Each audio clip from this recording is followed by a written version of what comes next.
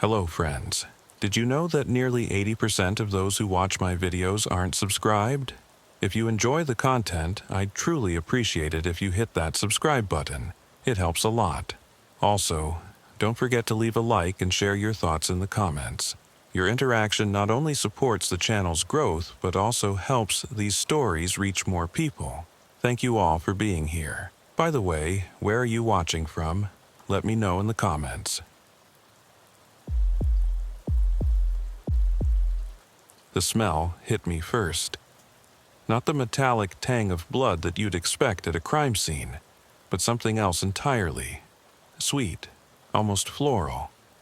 Like jasmine mixed with something I couldn't quite place. Something organic and decay-adjacent that made my stomach turn even as it drew me in. After 15 years with the Bureau's Behavioral Analysis Unit, working cases from the Atlanta child murders to the cross-country killer, I thought I'd encountered every variation of death's signature scent. I was wrong. It was March 15th, 2019, when I got the call that would consume the next 18 months of my life and fundamentally change how I viewed the monsters we hunt. I was reviewing case files in my corner office at the FBI Academy in Quantico, Virginia, surrounded by the familiar chaos of crime scene photographs, behavioral analysis reports, and the ever-present coffee cups that kept me functional during 16-hour workdays. The spring rain was pattering against my window, and I was deep in concentration, working on a consulting case for the Denver field office involving a suspected family annihilator, when my secure line buzzed. The caller ID showed Detective Ray Gonzalez from the Portland Police Bureau, a good cop I'd worked with on the Oregon Strangler case 3 years prior. Ray was old-school law enforcement, the kind of detective who'd earned his stripes working the streets before moving into homicide. He was methodical, thorough, and most importantly, he knew when a case was beyond the scope of local law enforcement capabilities. Agent Mitchell, we've got something here that, well, I think you need to see this personally. The tremor in Ray's voice caught my attention immediately. This was a man who'd worked homicide for over 20 years. Someone who'd processed scenes involving dismemberment, sexual torture, and ritualistic killings. He'd seen gang executions, domestic violence murders that would make seasoned agents vomit, and drug-related killings that defied comprehension. For him to sound shaken meant we were dealing with something extraordinary. What are we looking at, Ray? 3 victims so far, all discovered within a 12-mile radius of downtown Portland. Young women, mid-20s, similar physical characteristics. Long dark hair, petite build, university students or recent graduates. The victimology fits a clear pattern, but Sarah, it's not just how they died, it's what he did to them afterward. I could hear him take a deep breath over the phone, collecting himself in the way that experienced investigators do when they're about to describe something that's fundamentally disturbed their worldview. Each victim was found in what can only be described as a cocoon, not metaphorically, literally wrapped in silk-like material, suspended from trees in remote locations. And there are modifications to the bodies that suggest our unsub has extensive knowledge of entomology. The crime scene techs are calling it the most sophisticated post-mortem presentation they've ever encountered. Entomology, the study of insects. In my experience, serial killers with specialized scientific knowledge were among the most dangerous and the most difficult to catch. They combined the methodical thinking of academics with the twisted psychology of predators, creating a perfect storm of intelligence and malevolence that often kept them ahead of law enforcement for years. How long between kills? I asked, already mentally cataloging what I knew about organized serial offenders. First victim, Jessica Chen, disappeared February 18th, found February 23rd. Second victim, Amy Rodriguez, disappeared March 1st, found March 5th. Third victim, Patricia Williams, disappeared March 8th, found this morning. He's accelerating, Sarah. The cooling off period is shrinking. That was never a good sign. Accelerating serial killers were either building toward some kind of end game or losing control of their compulsions. Either scenario meant more bodies were coming, and soon. I'm catching the next flight out, I told Ray. Don't let anyone else contaminate the scenes until I get there. And Ray, set up a joint task force briefing for tomorrow morning. We're going to need representatives from the Oregon State Police, Portland PD, and probably the U.S. Forest Service if these scenes are on federal land. Already done. I had a feeling you'd want to take point on this one. 6 hours later, I was standing in the Tualatin Hills Nature Park, a 222-acre preserve on the western edge of Portland's metro area, staring up at what would haunt my dreams for months to come. The late afternoon Pacific Northwest light filtered through the canopy of old-growth Douglas firs, creating an almost cathedral-like atmosphere that should have been peaceful. Instead, it felt like standing in a monument to human depravity.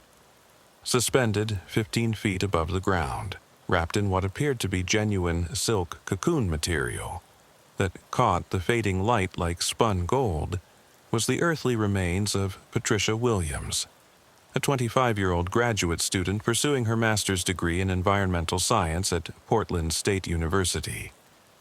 She had been a teaching assistant, well-liked by her students, engaged to her college sweetheart. She had plans, dreams, a future that had been snuffed out by a monster with an obsession I was only beginning to understand. The crime scene technicians had already documented everything with their usual methodical precision. Photographs from every conceivable angle, measurements, soil samples, trace evidence collection.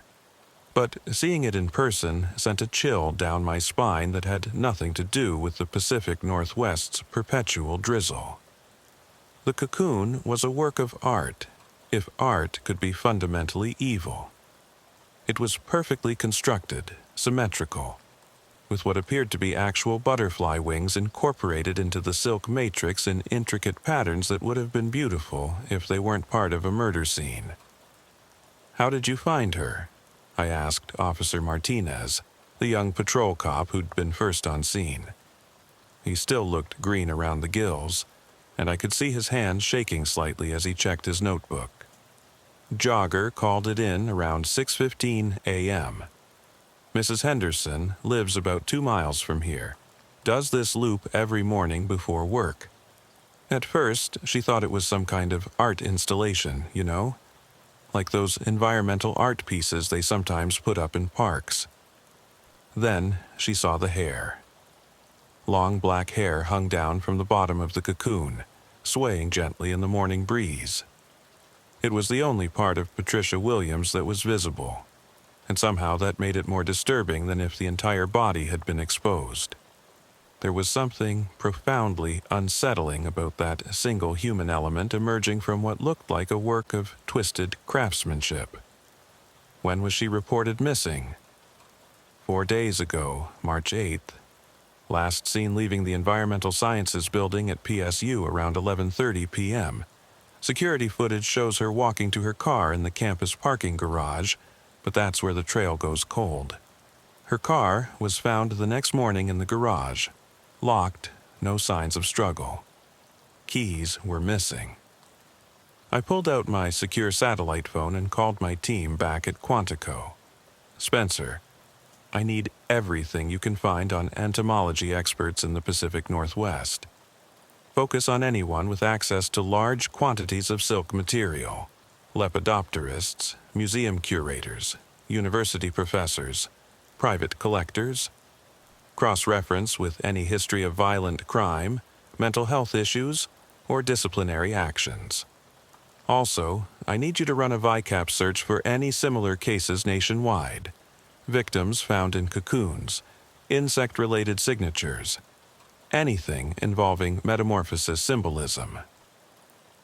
While technical analyst Spencer Reed worked his magic with the FBI's databases, I examined the scene more closely. The killer had chosen this location with the same care an artist might select a gallery space. The tree was isolated enough to provide privacy during the hanging process, but visible from the main trail system that wound through the park. He wanted his work to be found, but not immediately. This suggested someone familiar with the area, possibly a local. Definitely someone who'd scouted the location in advance. I walked a wider perimeter around the tree, looking for any trace evidence the initial crime scene team might have missed.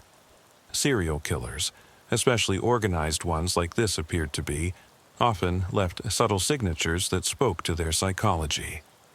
30 feet from the tree, partially hidden under a fallen log, I found something that made my blood run cold. "Detective Gonzalez, I need you to see this." Ray jogged over, careful not to disturb the established crime scene perimeter. I pointed to what I'd found, a small wooden box about the size of a jewelry case, carved with intricate butterfly motifs. Inside, nestled in black velvet, were 3 items that told a story I was only beginning to understand. The first was a butterfly wing, real, perfectly preserved, from what looked like a monarch butterfly. The second was a lock of dark hair, tied with a small ribbon. The third was a Polaroid photograph of a young woman I didn't recognize, but who fit the physical profile of our known victims.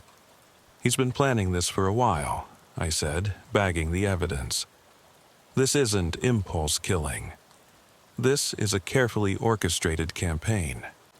Detective Gonzalez, I need to see the other 2 crime scenes. Now." Over the next several hours, we visited the locations where Jessica Chen and Amy Rodriguez had been discovered. The first scene was in Powell Mountain Park, a 612-acre natural area southeast of Portland. Jessica had been found suspended from a massive cedar tree in a secluded grove, wrapped in the same type of silk cocoon, positioned to catch the morning light in a way that created an almost ethereal effect. The second scene was in the Mount Tabor Natural Area, another Portland Park System location. Amy Rodriguez had been discovered hanging from an oak tree near the park's defunct reservoir.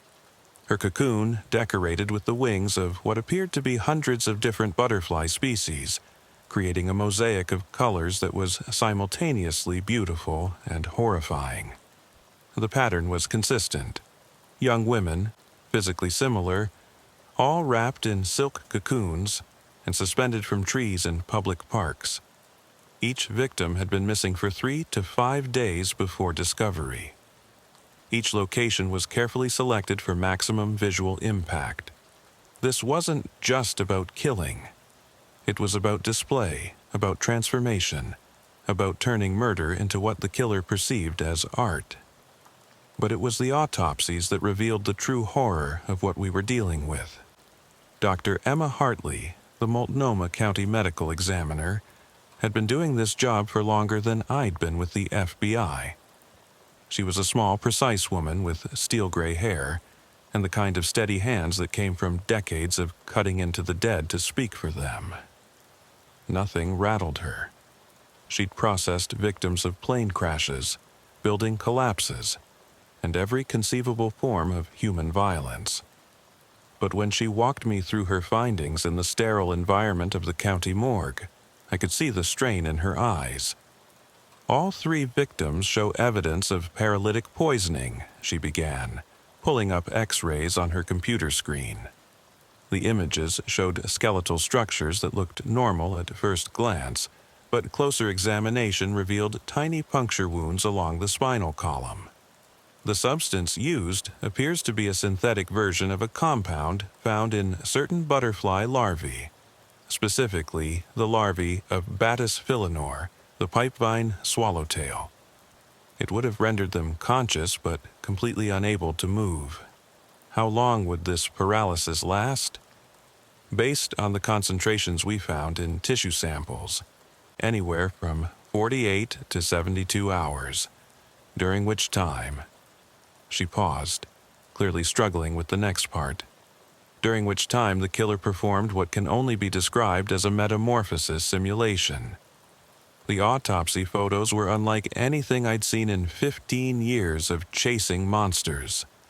Each victim showed evidence of careful, precise surgical work, performed while they were alive but paralyzed.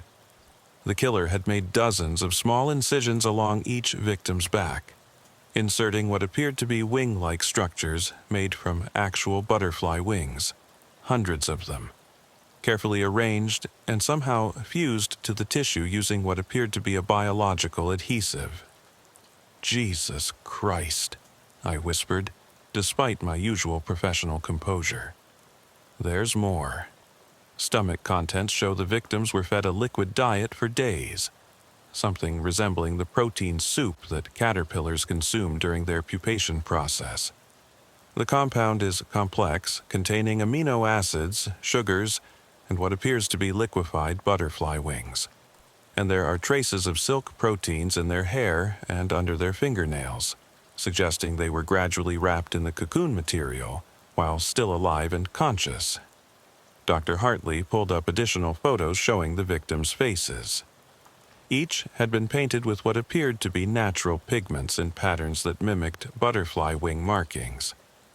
The attention to detail was extraordinary and deeply disturbing. The cause of death in all three cases was ultimately asphyxiation, but it was a slow process. The cocoon material was designed to gradually constrict as it dried, essentially squeezing the life out of them over a period of hours. They would have been fully aware of what was happening. The implications hit me like a physical blow. This wasn't just about killing. It was about transformation, about the killer's twisted obsession with turning human beings into something else entirely. The psychological profile was becoming clearer. We were dealing with someone who saw death not as an ending, but as a transition into what he perceived as a more perfect state of being. Back at the Portland field office, a glass and steel building that housed the FBI's Oregon operations, I spread crime scene photos across a conference table and began building the profile. The room was sterile, all fluorescent lights and government-issue furniture, but it provided the kind of focused environment I needed to get inside a killer's head. This unsub was highly organized, methodical, and possessed extensive knowledge of lepidopterology, the study of butterflies and moths. The cocoon construction alone would require weeks of preparation for each victim. He was patient, disciplined, and had access to sophisticated equipment and materials. The biological adhesives, the paralytic compounds, the silk material, none of these were items you could pick up at a local craft store. My phone rang, interrupting my analysis. It was Spencer Reed from our technical analysis unit at Quantico. "Sarah, I've got something. There's a guy named Dr. Marcus Webb, former entomology professor at Oregon State University. He was dismissed 3 years ago following allegations of inappropriate conduct with female students. No criminal charges were filed, but there were multiple complaints about him requiring students to participate in what he called metamorphosis experiments that made them extremely uncomfortable." "What kind of experiments?" According to the university's internal investigation files, Webb was having students simulate insect transformation processes as part of their coursework. Students reported being asked to remain motionless for hours while covered in various substances, being photographed in cocoon-like wrappings, and being subjected to what they described as psychological conditioning, related to accepting death as a form of rebirth. Where is he now? That's the interesting part. His last known address was a cabin in the Mount Hood National Forest, about 40 minutes from where the first victim was found. Property records show he purchased it with cash shortly after his dismissal from the university. But here's what's really got my attention. Webb published several papers on synthetic paralytic compounds derived from butterfly larvae. His research was focused on developing humane methods for specimen preservation in field studies. He's exactly the kind of expert who could pull off these murders. Send me everything you have on him: publications, employment history, financial records, vehicle registrations, utilities, phone records. And Spencer, I need surveillance on that cabin. If Webb is our guy, he's probably already selected his next victim. The next 12 hours were a blur of activity. Our Portland task force had grown to include agents from the FBI's Evidence Response Team, behavioral analysts from Quantico, and specialists from the Bureau's laboratory services. We established a command post in the Portland field office with direct communication links to the FBI's Strategic Information and Operations Center, the headquarters. The surveillance team reported that Webb's cabin showed signs of recent activity: smoke from the chimney, vehicle tracks in the driveway, lights visible at night. But something was off. The thermal imaging suggested there might be more people at the location than expected, and the electromagnetic signature indicated sophisticated electronic equipment that seemed inconsistent with a simple mountain retreat. While we planned our approach to the cabin, Reed continued his deep dive into Webb's background. What he found painted a picture of a brilliant mind that had gradually descended into obsession and madness. Dr. Marcus Webb had been a rising star in the field of entomology. His doctoral dissertation at UC Berkeley had broken new ground in understanding the biochemical processes that governed insect metamorphosis.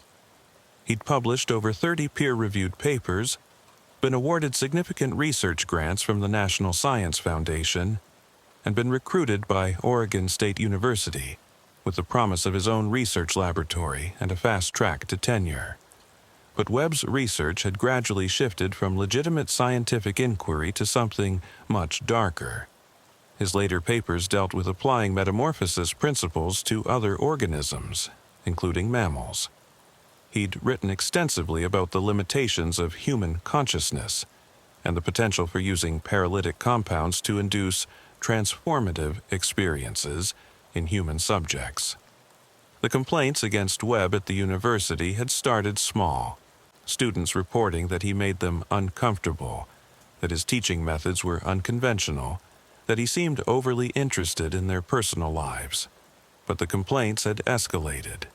Female students reported that Webb had required them to participate in immersive research experiences that involved being restrained, photographed, and subjected to what could only be described as psychological torture disguised as academic experimentation.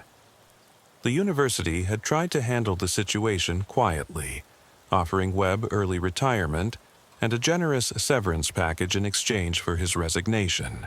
But Webb had refused, forcing them to go through formal dismissal proceedings. During the hearing, Webb had delivered a rambling 40-minute speech about the evolutionary necessity of human transformation and the beauty of death as rebirth. The hearing officers had been so disturbed by his presentation that they'd recommended psychological evaluation, but Webb had disappeared before it could be conducted. As we prepared for the operation at Webb's cabin, I received a call that changed everything. "Agent Mitchell, this is Detective Susan Chen with the Vancouver Police Department. I think we have one of your victims." My heart sank. Vancouver was just across the Columbia River from Portland, well within the geographical area where our killer was operating. "What do you have, Detective?" "Female, mid-20s, Asian American, fits the physical profile you circulated. But she's not dead, she's alive, and she's asking for the FBI." 20 minutes later, I was racing across the interstate bridge toward Vancouver, Washington, with Detective Gonzalez and 2 tactical agents from our evidence response team. The call from Detective Chen had been brief but chilling. They had a woman matching our victim profile who claimed to have escaped from the Butterfly Man and was demanding to speak to federal agents. Vancouver's Peace Health Southwest Medical Center was a sprawling complex of modern buildings surrounded by the kind of carefully maintained landscaping that was supposed to project calm and healing. Instead, as I hurried through the emergency department, it felt like another crime scene waiting to happen. Detective Susan Chen met us at the elevator. She was a compact woman in her 40s with the kind of alert eyes that missed nothing, and the grim expression she wore told me that whatever we were about to see was going to be bad. The victim's name is Lisa Park, 24 years old, graduate student at Washington State University. She was found this morning walking along Highway 14, about 15 miles east of here. Motorist called it in when he saw her stumbling along the shoulder, partially clothed, covered in what appeared to be some kind of silk material. Is she coherent? Physically, she's in surprisingly good condition considering what she says happened to her. Dehydrated, some superficial cuts and bruises, but no major injuries. Psychologically, well, you'll see, she's been asking for the FBI since she was brought in. Specifically asking for someone who understands the butterflies. We took the elevator to the 3rd floor, where the hospital had set up a secure area for Lisa's protection. The hallway was guarded by 2 uniformed officers, and I could see additional security measures that suggested they were taking no chances with her safety. Lisa Park was sitting up in her hospital bed, wrapped in a standard-issue hospital gown, but what struck me immediately was her eyes. They had the 1,000-yard stare I'd seen in combat veterans and trauma survivors, the look of someone who'd seen something that fundamentally changed their understanding of the world. Ms. Park, I'm Special Agent Sarah Mitchell with the FBI. I understand you wanted to speak with us. She looked at me for a long moment, as if trying to determine whether I could be trusted with what she was about to reveal. You're investigating the butterfly murders, she said. It wasn't a question. Yes? Can you tell us what happened to you? What Lisa Park told us over the next 2 hours was the most detailed, first-hand account of a serial killer's methodology I'd ever encountered. Her story filled in crucial gaps in our understanding of Webb's operation and revealed the true scope of his twisted obsession.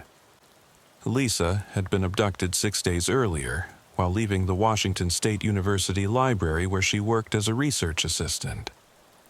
She remembered walking to her car in the parking structure, then waking up in complete darkness, unable to move but fully conscious. I was in some kind of container, she said, her voice barely above a whisper. It was warm and humid, like being inside a chrysalis. I could hear him moving around outside, talking to himself, but I couldn't respond. I couldn't even blink. The paralytic compound Webb had used was more sophisticated than Dr. Hartley had initially realized. It didn't just immobilize victims, it heightened their other senses while leaving them completely helpless. Lisa described hearing every sound with supernatural clarity, smelling every chemical Webb used in his preparation process, feeling every touch as he began his grotesque transformation ritual. He called it the becoming, Lisa continued. He said, I was chosen because I had the right proportions, the right coloring. He kept saying I was going to be beautiful, that I was going to transcend my human limitations. Webb had kept Lisa in what she described as a preparation chamber, a specially constructed room that maintained precise temperature and humidity levels. He'd fed her the same protein soup we'd found in the other victims' stomachs, administered regular doses of the paralytic compound, and gradually covered her body with silk material that he claimed was grown specifically for her transformation. How did you escape? I asked. I didn't. He let me go. The room fell silent. This wasn't part of any serial killer pattern I'd studied. Organized offenders didn't release victims, especially not victims who could identify them and describe their methods. 2 days ago, something changed. He was agitated, pacing around the room, talking about the collection being incomplete and not having enough time. He kept checking his computer, making phone calls. Then, yesterday morning, he came in and injected me with something different. The paralysis started wearing off gradually. Lisa described Webb as becoming increasingly erratic as the hours passed. He'd alternate between treating her with the kind of gentle care one might show a valuable specimen and violent outbursts where he'd scream about interference and people who didn't understand the work. Finally, he just opened the container and told me to leave. He said the collection was moving to a more suitable location and that I was no longer viable for the final transformation. He gave me some clothes and drove me to the highway. The last thing he said was, "Tell them the butterflies are flying home." I felt a chill that had nothing to do with the hospital's air conditioning. Webb wasn't just releasing Lisa, he was sending us a message. This was either a final taunt before he disappeared, or he was escalating to some kind of endgame we hadn't anticipated. "Lisa, I need you to think carefully. Did you see any other people at this location? Hear any voices besides Webb's?" There were others. I couldn't see them, but I could hear voices, footsteps. At least 2 other men, maybe more. They called Webb Doctor and seemed to be helping him with the work. This changed everything. We weren't dealing with a lone serial killer. We were looking at an organized group with a shared obsession. The implications were staggering. I called Spencer Reed from the hospital hallway. "Spencer, I need you to expand your search parameters. We're looking at multiple suspects, possibly an organized group with academic or scientific backgrounds. Cross-reference any associates of Webb's from his university days, research collaborators, former students who might share his interests." "I'm already on it, Sarah. I found something else you need to know. Webb's financial records show large cash payments over the past year from a source I can't identify. Someone has been funding his research, and they have serious money behind them." As I hung up the phone, Detective Chen approached with a grim expression. "Agent Mitchell, we have a problem. Lisa Park isn't the only one. We just got a call from Oregon State Police. They found another survivor." The Oregon State Police had found Michael Chen, no relation to victim Jessica Chen, wandering along a rural highway 50 miles south of Portland. Like Lisa Park, he was disoriented, partially clothed, and covered in silk residue. Unlike Lisa, Michael was male, which shattered our victim profile and suggested Webb's operation was evolving in ways we hadn't anticipated. Michael's story filled in more pieces of the puzzle, but also raised new questions about the scope of what we were dealing with. He'd been abducted 3 weeks earlier while hiking alone in the Mount Hood National Forest. His disappearance had been attributed to a hiking accident, and search and rescue teams had been looking for his body in the wilderness. Instead, he'd been held in what he described as an underground facility with multiple chambers, each designed for different stages of Webb's transformation process. He'd seen other victims, both male and female, in various stages of the becoming ritual. Some were in the early paralysis phase, others were being prepared for cocoon wrapping, and still others were in what Webb called the final emergence. There were dozens of them, Michael told us from his hospital bed at Oregon Health and Science University. Men, women, different ages. He had them organized by what he called transformation compatibility. Some were selected for traditional metamorphosis, others for what he called hybrid experimentation. The hybrid experimentation was something new and deeply disturbing. Michael described seeing victims who had undergone surgical procedures that went far beyond the wing attachments we'd seen in the 3 murder victims. Webb and his associates were attempting to create what they called functional human-insect hybrids through a combination of surgery, genetic manipulation, and psychological conditioning. He kept talking about the client requirements, Michael continued, like he was filling orders for specific types of products. He had photographs, specifications, delivery schedules. This wasn't just about his personal obsession anymore. He was running a business. The implications hit me like a sledgehammer. We weren't just dealing with a serial killer. We were looking at a human trafficking operation that specialized in creating custom victims for clients with extremely specific and horrific requirements. The transformation theme wasn't just Webb's personal obsession. It was a service being provided to a network of individuals who shared similar twisted desires. I immediately called Assistant Director Jennifer Morrison, my supervisor at the FBI's Behavioral Analysis Unit. "Ma'am, we need to elevate this case to the highest priority level. We're looking at organized human trafficking with multiple suspects, significant financial backing, and potential interstate commerce violations.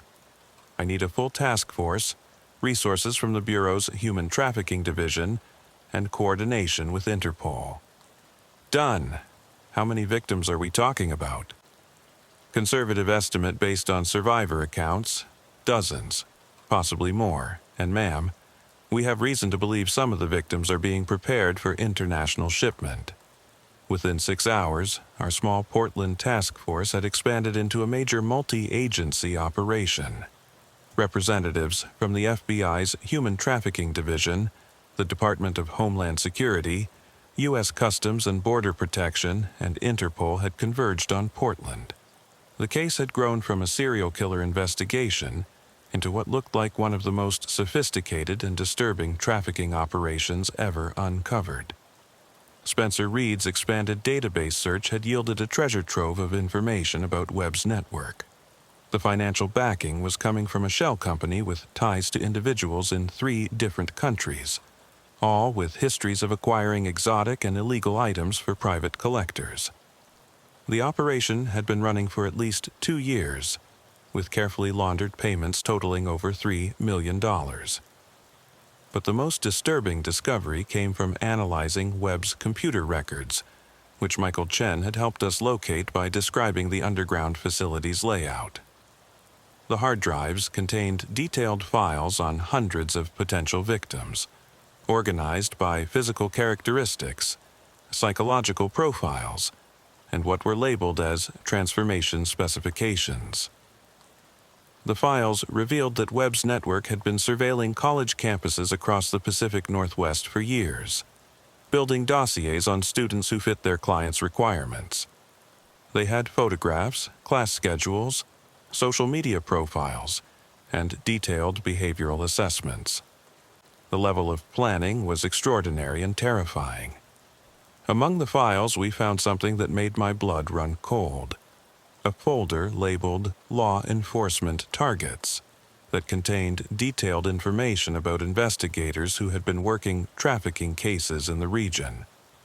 My own photograph was in the file, along with comprehensive information about my background, my family, and my investigative methods. They knew we were coming. The tactical approach to Webb's cabin was now a full-scale operation involving over 50 federal agents, local law enforcement, and specialized units from multiple agencies. Thermal imaging and electronic surveillance had confirmed that the cabin was empty, but there were signs of recent activity and evidence that the operation had been hastily relocated. What we found inside the cabin was like stepping into a museum of horrors designed by someone with a PhD in applied evil. The main room had been converted into what appeared to be a combination laboratory and art studio. Workbenches lined the walls, covered with equipment for silk production, chemical synthesis, and what appeared to be surgical instruments of unusual design. Glass cases displayed hundreds of preserved butterfly specimens, but closer examination revealed that many of the butterflies were actually created from human tissue samples. The basement had been excavated and expanded into a complex of interconnected chambers, each designed for a specific purpose in Webb's transformation process. The preparation chamber where Lisa Park had been held was sterile and clinical, with precise environmental controls and monitoring equipment. Adjacent chambers contained what appeared to be surgical suites, recovery areas, and something that could only be described as a packaging facility. But it was the final chamber that revealed the true scope of Webb's operation. The walls were lined with what appeared to be shipping containers, each labeled with alphanumeric codes and destination information. Several containers were empty, but others contained equipment, supplies, and documentation that painted a picture of an international network of individuals with interests similar to Webb's. Among the documentation, we found client lists with names that appeared in law enforcement databases across multiple countries. There were orders for specific types of victims, detailed specifications for transformation procedures, and shipping manifests for biological specimens that had been sent to locations in Europe, Asia, and South America.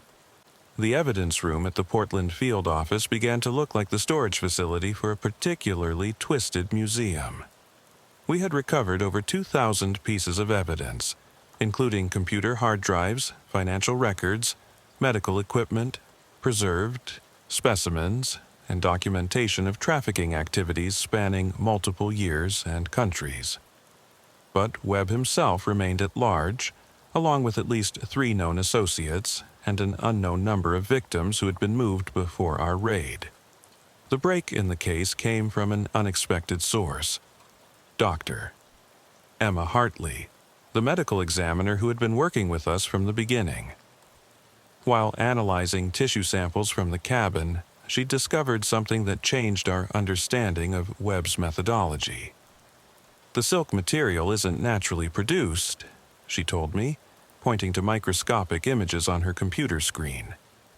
It's a synthetic compound that mimics natural silk proteins, but it's been engineered to include what appears to be human DNA sequences. Human DNA? From whom? That's the disturbing part. The DNA sequences appear to be from the victims themselves. Webb was somehow extracting genetic material from his victims and incorporating it into the silk used to create their cocoons. It's like he was trying to create a biological connection between the victims and their transformation. This revelation led us to a deeper understanding of Webb's psychological motivology. He wasn't just killing people or even just transforming them. He was trying to create a new form of life that combined human consciousness with what he perceived as the perfection of insect existence. But more importantly, Dr. Hartley's analysis revealed something that gave us our first real lead on Webb's current location. The DNA sequences show markers that suggest recent collection, within the past 48 hours. And there's something else. The silk samples contain trace elements that are only found in specific geographical locations. Based on the mineral composition, I'd say this material was produced somewhere in the Cascade Range, probably within 100 miles of Mount Rainier. The helicopter flight over the Cascade Range revealed the true scope of the challenge we faced. The mountain wilderness stretched endlessly in all directions. Thousands of square miles of dense forest, hidden valleys, and remote locations where a sophisticated operation could remain undetected for years. Our target was a facility that Michael Chen had described based on his memories of the transportation route from his point of capture to Webb's underground laboratory. He remembered specific landmarks: a waterfall visible from the road, a distinctive rock formation, the sound of aircraft overhead suggesting proximity to a major flight path. Working with geographic information system specialists and satellite imagery analysts, we'd narrowed the search area to a region about 30 miles northeast of Mount Rainier National Park. The terrain was challenging, accessible only by logging roads and hiking trails, perfect for someone who wanted to operate without interference. The facility, when we finally located it, was a masterpiece of concealment. From above, it appeared to be nothing more than a small cabin and outbuildings, the kind of rustic retreat that wealthy urbanites used for weekend getaways. But ground-penetrating radar revealed an extensive underground complex that had been excavated with professional mining equipment. The tactical approach required careful coordination between multiple specialized units. The FBI's hostage rescue team took point, supported by agents from the Bureau's evidence response team and medical personnel prepared to deal with both traumatized survivors and the kind of physical evidence we expected to find. As we moved into position around the facility, I found myself thinking about the victims we knew about and the ones we might never identify. Jessica Chen, Amy Rodriguez, Patricia Williams, their deaths had been the visible tip of an iceberg of human suffering that extended far beyond what any of us had initially imagined. The assault on the compound began at dawn on March 28th, 13 days after I'd first arrived in Portland to investigate what I thought was a straightforward serial killer case. The operation involved over 80 federal agents, local law enforcement officers, and support personnel, making it one of the largest domestic law enforcement operations in the Pacific Northwest in decades. What we found inside the facility exceeded our worst expectations. The underground complex consisted of 12 interconnected chambers, each designed for specific aspects of Webb's operation. The entrance chamber appeared to be a normal basement, but hidden doors led to a maze of rooms that revealed the true scope of the trafficking network. The first chamber we entered was what could only be described as a victim processing center. Stainless steel tables lined the walls, each equipped with restraint systems and monitoring equipment. Medical charts hung on clipboards, detailing the physical and psychological profiles of dozens of individuals. Some of the names matched missing persons, reports from across the Pacific Northwest.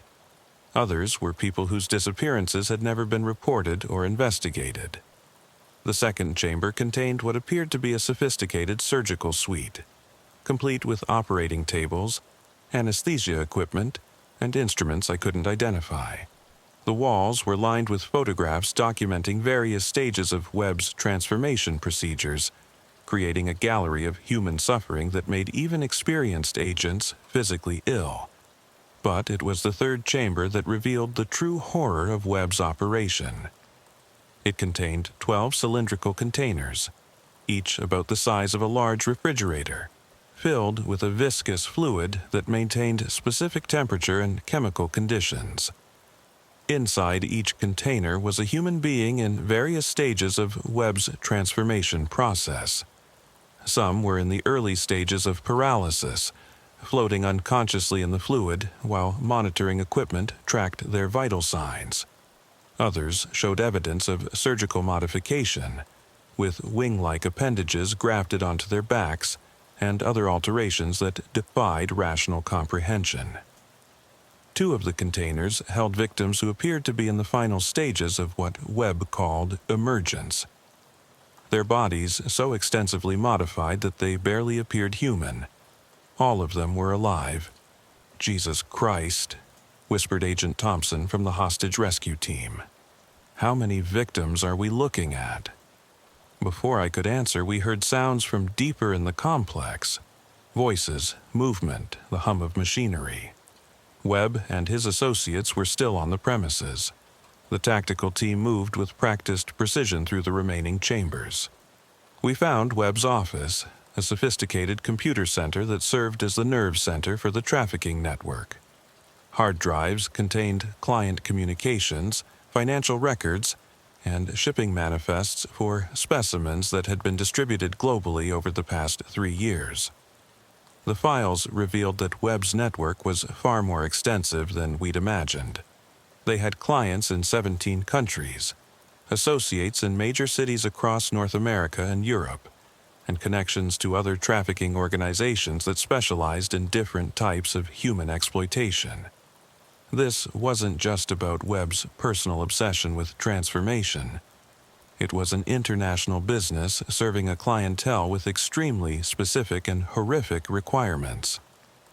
we found the laboratory where Webb had developed his synthetic paralytic compounds and silk materials. The equipment was sophisticated enough to rival major pharmaceutical research facilities, suggesting significant financial backing and possibly assistance from individuals with legitimate scientific credentials. The shipping and packaging facility contained evidence of dozens of completed orders that had been sent to clients worldwide. Crates were labeled with codes that corresponded to specific client requirements, and shipping manifests showed deliveries to addresses in locations as diverse as a private estate in Switzerland, a research facility in Japan, and what appeared to be a private club in the Bahamas. But the most disturbing discovery was yet to come.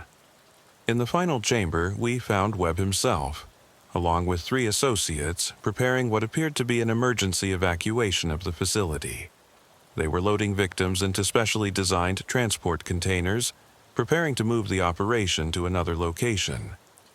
Dr. Marcus Webb was exactly what I'd expected based on our psychological profile. Tall, thin, with the kind of intense focus that suggested complete disconnection from normal human empathy. He was wearing surgical scrubs and appeared to be in the middle of performing some kind of procedure on a victim when we breached the chamber. "Federal agents, everyone on the ground now." Webb looked up from his work with the kind of mild annoyance one might show when interrupted during an important task. He made no move to comply with the agent's commands, instead continuing what he was doing as if we weren't there. "Agent Mitchell, I presume?" he said without looking away from his victim. "I've been following your work on the BAU. Quite impressive, really. Though I must say, I thought you'd figure it out sooner." The casual admission sent chills down my spine. This wasn't going to be a typical arrest. Webb had been expecting us, had planned for this moment, and had something more in mind than simple surrender. "Dr. Webb, step away from the victim and put your hands where we can see them." "Victim?" His eyebrows raised in apparent surprise. "Agent Mitchell, I prefer to think of my work as evolutionary advancement. These individuals were selected because they possessed the potential to become something beautiful, something beyond the limitations of human existence." As the tactical agents moved to secure the other suspects, Webb continued his monologue, seemingly oblivious to the weapons trained on him. "Do you have any idea how many species of butterflies there are in the world, Agent Mitchell? Over 17,500. Each one a miracle of transformation, of becoming something greater than what they started as. Humans are so limited, so bound by their crude physical forms and primitive psychological structures. I simply gave these people the opportunity to transcend those limitations." "Where are the other victims, Doctor?" "Webb?" His smile widened, and I realized that this had all been planned. The easy discovery of the facility, the timing of our arrival, Webb's presence during the raid. It was all part of some larger scheme. Other victims, or other miracles? "Agent Mitchell, what you found here represents only a small portion of our work. The collection has been growing for years, and it's now distributed across locations that your limited investigative capabilities will never uncover." Behind Webb, I could see the victim he'd been working on, a young woman who appeared to be in the early stages of his transformation process. She was conscious, her eyes moving frantically as she tried to communicate despite being paralyzed. The sight of her terror filled me with a rage I'd rarely experienced in 15 years of law enforcement. "Step away from her, Doctor. Webb, now." But he wasn't listening. Instead, he reached for what appeared to be a syringe filled with some kind of fluid. "Agent Mitchell, you arrived just in time to witness the final emergence. This specimen has been in preparation for 6 months.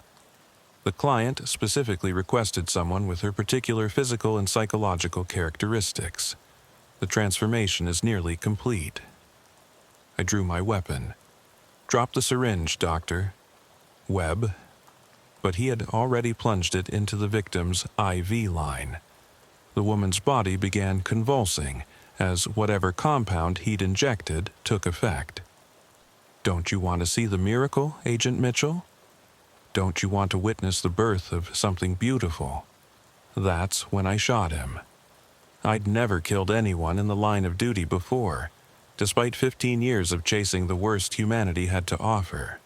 But watching Dr. Marcus Webb poison his victim while delivering his twisted manifesto triggered something primal in me. 3-round center mass, and the monster finally stopped talking. The victim, later identified as Amanda Rodriguez, a 22-year-old art student from Seattle who'd been missing for 8 months, survived, though the physical and psychological trauma will stay with her forever.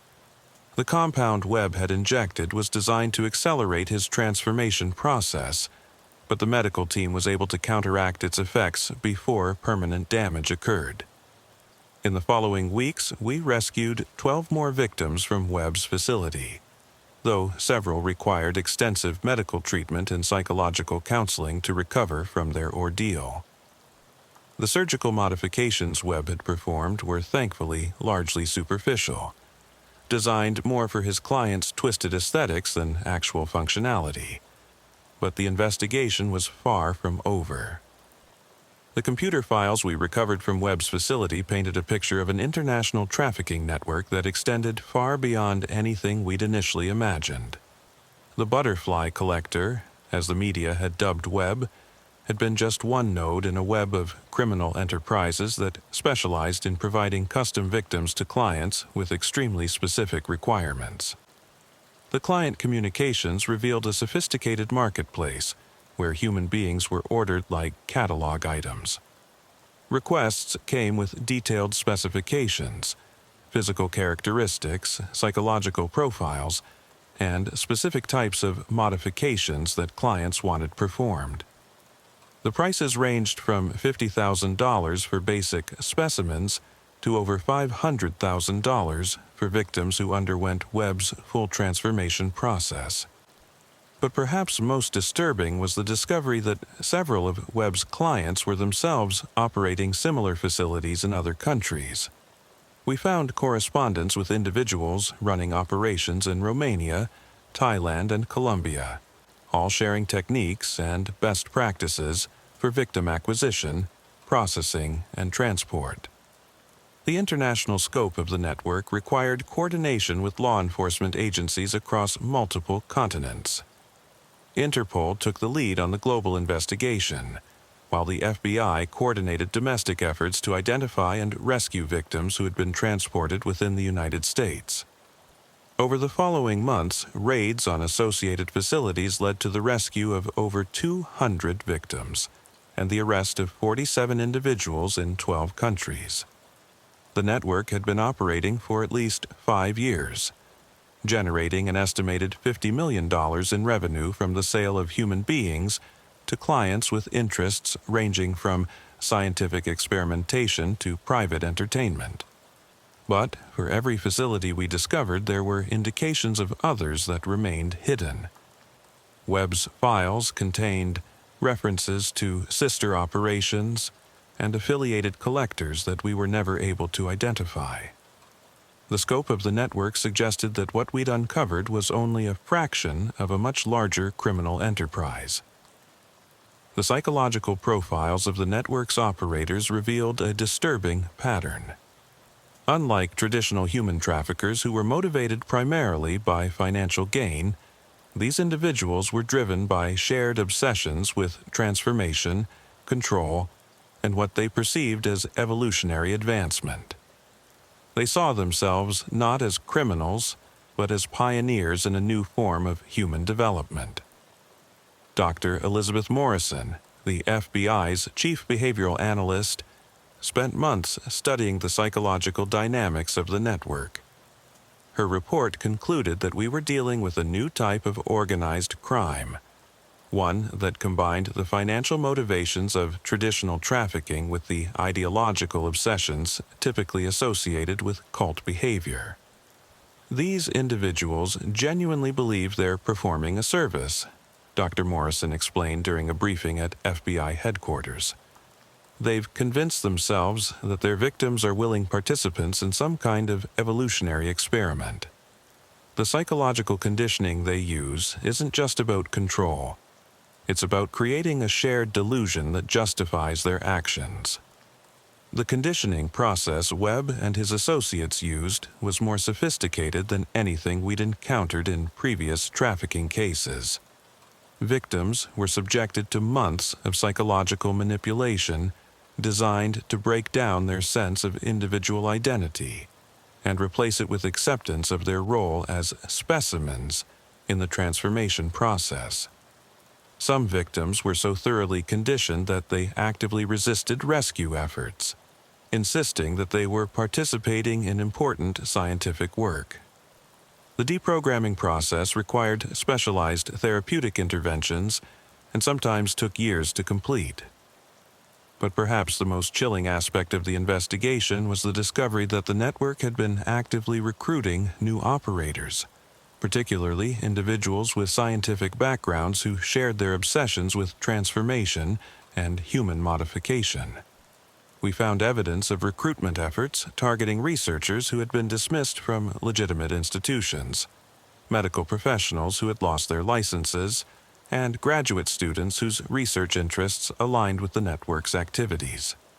The recruitment process was careful and methodical, designed to identify individuals who might be susceptible to the network's ideological framework. The financial structure of the network was equally sophisticated. Payments were processed through a complex web of shell companies and cryptocurrency transactions that made it extremely difficult to trace the flow of money. The network had its own banking relationships, investment portfolios, and what appeared to be legitimate business fronts that generated revenue to support their illegal activities. Most disturbing was the discovery that some of the network's clients were themselves wealthy individuals who used their legitimate businesses and social connections to provide cover for their illegal activities. We found evidence linking network clients to prominent figures in business, politics, and entertainment, though many of these connections proved difficult to investigate due to their wealth and influence. The recovery process for Webb's victims was unlike anything in my experience with trauma survivors. The combination of physical modifications, psychological conditioning, and extended captivity had created a unique set of challenges that required innovative therapeutic approaches. Dr. Sarah Williamson, a trauma specialist brought in from the FBI's Victim Services Division, established a specialized treatment program at a secure facility in Oregon. The program was designed to address both the physical and psychological aspects of the victim's experiences, while providing protection from potential retaliation by network associates who remained at large. Traditional PTSD treatment approaches aren't sufficient for these victims, Dr. Williamson explained. We're dealing with individuals who were subjected to systematic dehumanization over extended periods. Many of them have lost their sense of individual identity and need to essentially relearn how to exist as autonomous human beings. Lisa Park, the survivor who had provided crucial information during our investigation, became an advocate for other victims and an important resource in developing treatment protocols. Her recovery process was documented to help inform therapeutic approaches for other survivors. The hardest part wasn't the physical abuse, Lisa told me during one of our follow-up interviews. It was the way they made you believe that what was happening was somehow beneficial, that you were participating in something important. Even after being rescued, part of me kept wondering if I'd made a mistake by escaping. The conditioning process used by Webb and his associates was designed to create exactly this kind of psychological dependency. Victims were gradually isolated from their previous identities and convinced that their transformation was a form of evolutionary advancement that would benefit not just themselves but humanity as a whole. Michael Chen, the second survivor we'd encountered, had a particularly difficult recovery process.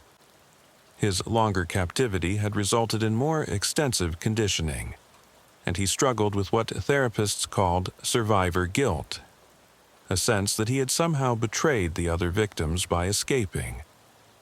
I knew there were others in the facility who were in worse condition than I was, he told me. Part of me felt like I should have tried to help them, but I was so focused on getting out that I didn't think about anything else. Now, I wonder if some of them died because I didn't try to save them. The reality was that Michael's escape had probably saved dozens of lives by providing us with the information we needed to locate Webb's facility. But the psychological trauma of his experience made it difficult for him to accept that his actions had been heroic rather than selfish. Amanda Rodriguez, the victim Webb had been preparing to kill during our raid, faced perhaps the greatest challenges in her recovery.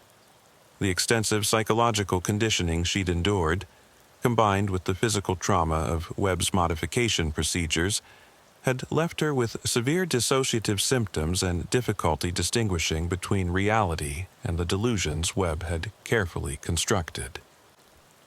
"Sometimes, I still believe I'm supposed to be there," she admitted during a therapy session I was permitted to observe. "Part of me thinks that being rescued was a mistake, that I was supposed to complete the transformation process. I know intellectually that those thoughts aren't rational, but emotionally they feel real." The treatment program Dr. Williamson developed focused on helping victims rebuild their sense of personal identity and autonomy. The process involved intensive individual therapy, group sessions with other survivors, and gradual reintegration into normal social environments. But the recovery process was complicated by the ongoing investigation and the knowledge that other network operators remained at large. Several survivors received credible threats from unknown individuals, requiring them to remain in protective custody even after their initial treatment was completed.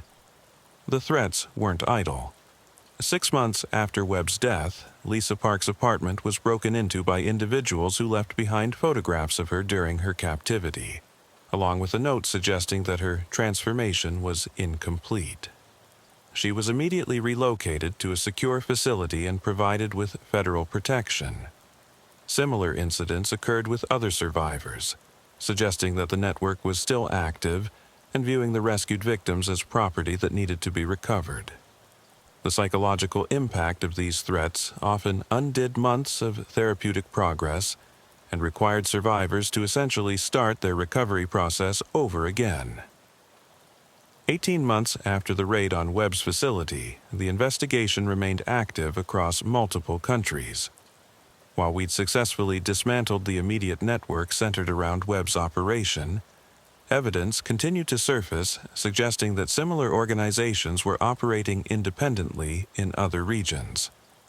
The pattern of victims found in cocoon-like wrappings began appearing in crime scenes across Europe and Asia. Local law enforcement agencies initially treated these as isolated incidents, but the FBI's analysis of crime scene photographs and forensic evidence revealed striking similarities to Webb's methodology. A case in Romania involved 3 victims found suspended from trees in a remote forest preserve, wrapped in silk material that forensic analysis showed contained synthetic compounds similar to those Webb had developed. The victims showed evidence of paralytic poisoning and surgical modifications that matched the techniques documented in Webb's laboratory. Similar cases appeared in Thailand, where local police found an underground facility containing equipment and documentation that appeared to be directly copied from Webb's operation. The facility had been hastily abandoned, but evidence suggested it had been operational for at least 2 years and had processed dozens of victims. The international nature of these copycat operations raised disturbing questions about how Webb's techniques and methodologies were being disseminated. Computer analysis of the network's communications revealed that Webb had been in regular contact with individuals who appeared to be establishing their own facilities, using his methods as a template. "We're not just dealing with a single criminal network anymore," explained Assistant Director Morrison during a briefing at FBA headquarters. Webb's operation appears to have spawned a new type of organized crime that's spreading internationally. We're seeing evidence of similar facilities being established by individuals who may have never had direct contact with Webb, but who are using his methodology as a blueprint. The phenomenon was similar to what terrorism experts had observed with Al-Qaeda and ISIS, a central organization that inspired independent groups to adopt their methods and ideology. In Webb's case, the ideology centered around transformation and human modification, but the operational techniques were being replicated by criminals with their own motivations and client bases. The FBI's response involved establishing a specialized task force dedicated to tracking these emerging networks. The Butterfly Task Force, as it became known internally, coordinated with international law enforcement agencies to share intelligence and coordinate investigations. But the task force faced significant challenges. The networks were highly sophisticated in their operational security, using encrypted communications and cryptocurrency transactions that made them difficult to track. They also learned from Webb's mistakes, implementing better concealment methods and more careful victim selection processes that reduced their visibility to law enforcement. Perhaps most frustratingly, the networks appeared to be adapting their methods in response to our investigative techniques. Crime scenes that initially matched Webb's signature began showing subtle variations that suggested the operators were deliberately modifying their approaches to avoid detection. Spencer Reed, who had become the Bureau's leading expert on transformation-based trafficking networks, spent months analyzing these variations to identify patterns that might lead us to new facilities. "They're treating this like a science," he explained. "Each operation learns from the successes and failures of previous cases, then adapts their methodology accordingly. It's like trying to track an organism that's evolving in real time to evade capture." The psychological profiles of network operators also began showing evolution. While Webb and his immediate associates had been driven primarily by ideological obsessions with transformation, newer operators appeared to be more pragmatically motivated, viewing the transformation theme as a market niche rather than a genuine belief system. This shift made the newer networks potentially more dangerous, as they were less constrained by the ideological limitations that had ultimately led to Webb's downfall. They were willing to modify their methods, target different victim populations, and adapt their services to meet changing client demands. The client base was also evolving. While Webb's network had primarily served individuals with specific transformation obsessions, newer networks were attracting clients with different motivations. Some appeared to be using the transformation process as a form of torture or punishment. Others, as a way to create victims for specific types of exploitation. The diversification of client motivations meant that the networks were becoming less predictable in their victim selection and methodology. This made it increasingly difficult to anticipate their activities or identify potential targets for rescue operations.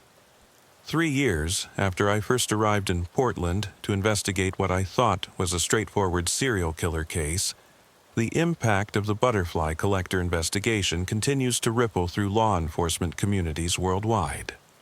The case fundamentally changed how we approach human trafficking investigations and highlighted the emergence of new forms of organized crime that combine traditional criminal motivations with ideological obsessions.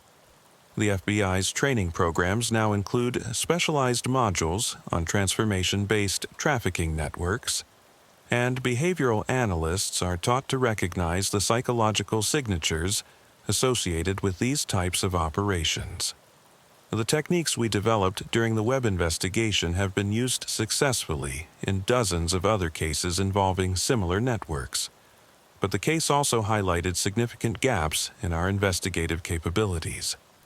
the international nature of these networks requires levels of coordination and resource sharing that existing law enforcement structures weren't designed to handle. The Butterfly Task Force has become a model for international cooperation, but similar task forces are needed to address other emerging forms of transnational crime. Dr. Williamson's treatment protocols for transformation trafficking survivors have been adopted by victim services programs across the country. The specialized therapeutic approaches she developed are now considered the standard of care for victims of this type of abuse, and her research has contributed to broader understanding of how to treat victims of systematic dehumanization. The survivors themselves have become powerful advocates for improved victim services and more aggressive prosecution of trafficking networks. Lisa Park established a foundation that provides support for survivors of extreme trafficking situations, while Michael Chen has worked with law enforcement agencies to develop better techniques for victim identification and rescue. Amanda Rodriguez's recovery has been more challenging, but she has gradually rebuilt her life and now works as a counselor specializing in dissociative disorders. Her insights into the psychological impact of transformation trafficking have been invaluable in developing more effective treatment approaches. But the investigation also revealed uncomfortable truths about the scope of human exploitation and the sophistication of modern trafficking networks. The clients we identified represented a cross-section of wealthy and influential individuals from around the world, suggesting that demand for extreme forms of human exploitation exists at all levels of society. The financial resources available to these networks and their ability to corrupt legitimate institutions and individuals demonstrated that trafficking has evolved far beyond the stereotypical image of crude criminal enterprises.